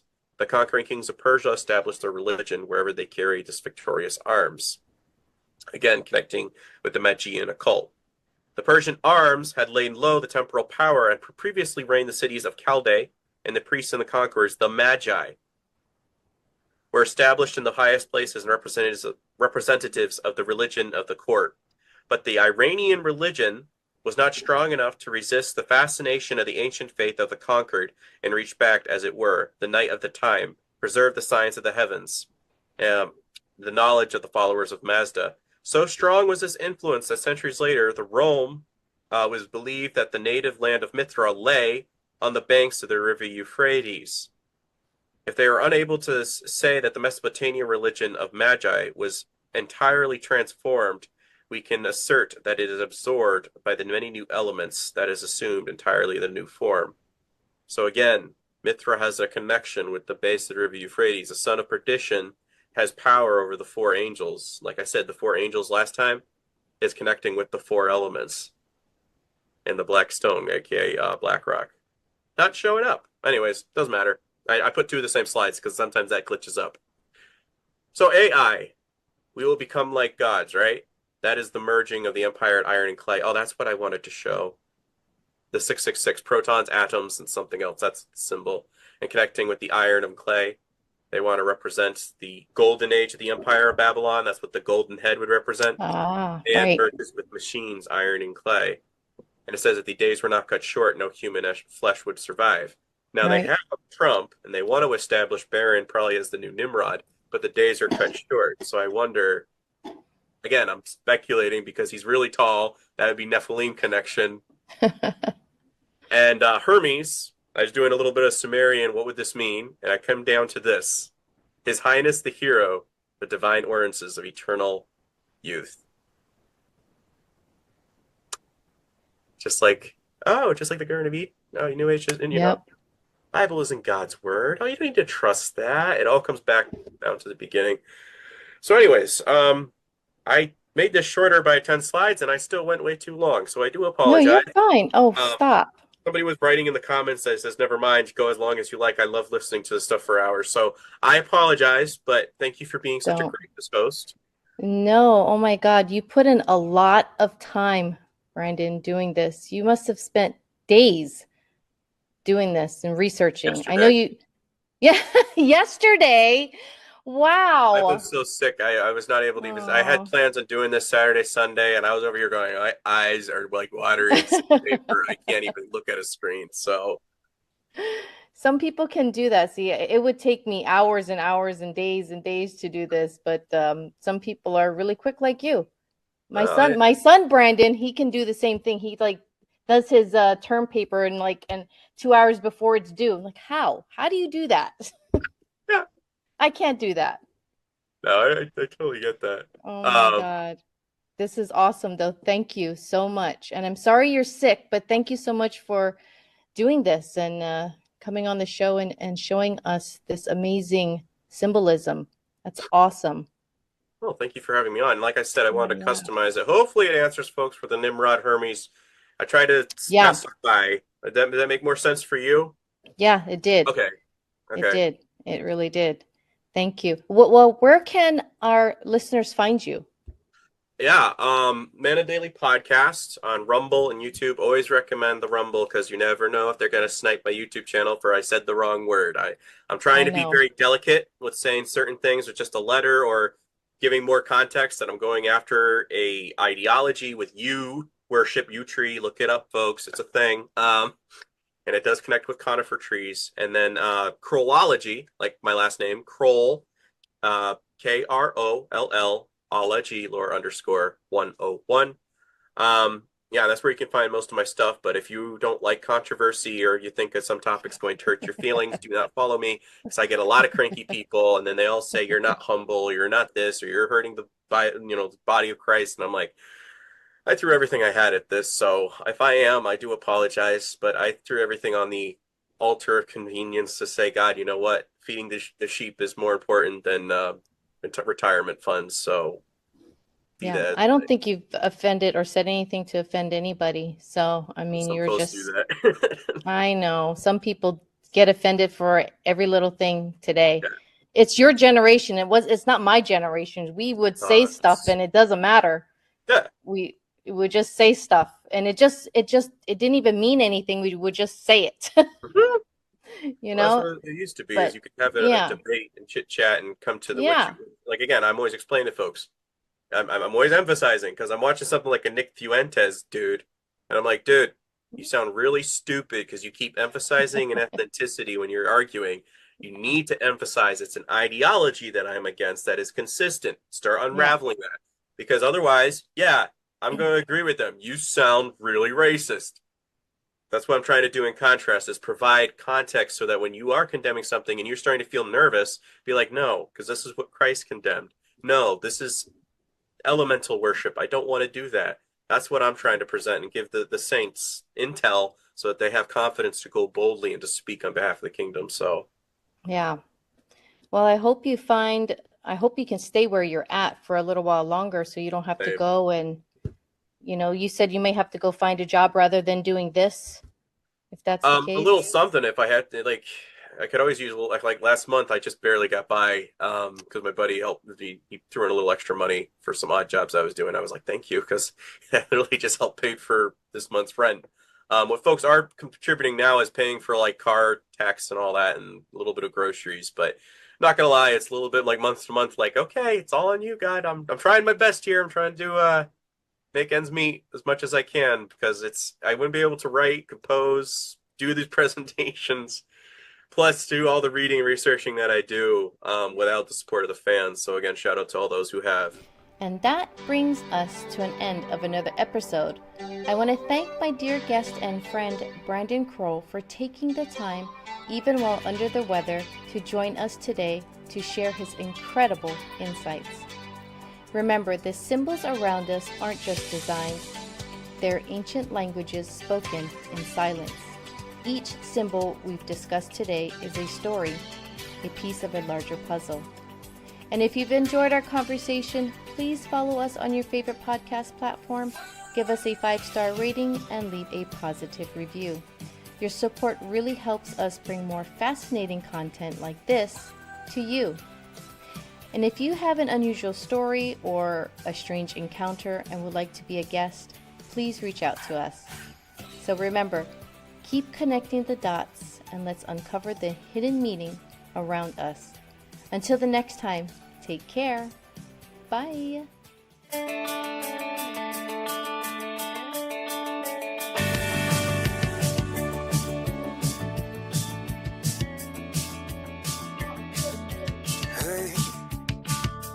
what do you say? This whole town could be red by the end of the day. If you feel alright, we can throw it in drive. With the radio up so loud they can hear us from now. Me and you, nothing to do. These days they come and go. Me and you, nothing to lose. I feel it in my soul. So let's let the good times roll.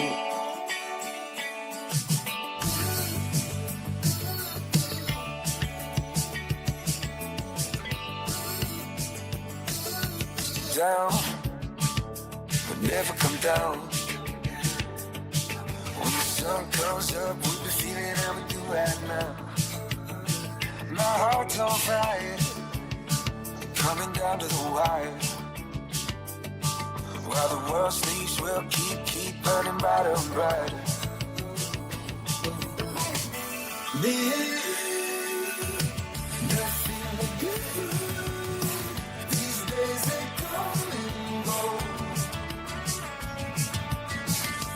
Me and you, nothing to lose. I feel it in my soul. So let's let the good times.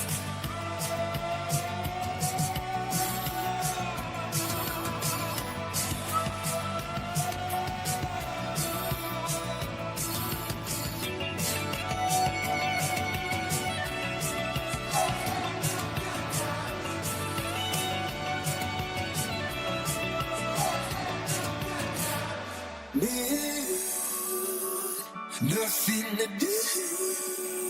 These days they come and go. Yeah, nothing to lose. I feel it in my soul. So let's let the good times roll. So let's let the good times roll. Let's let the good times roll.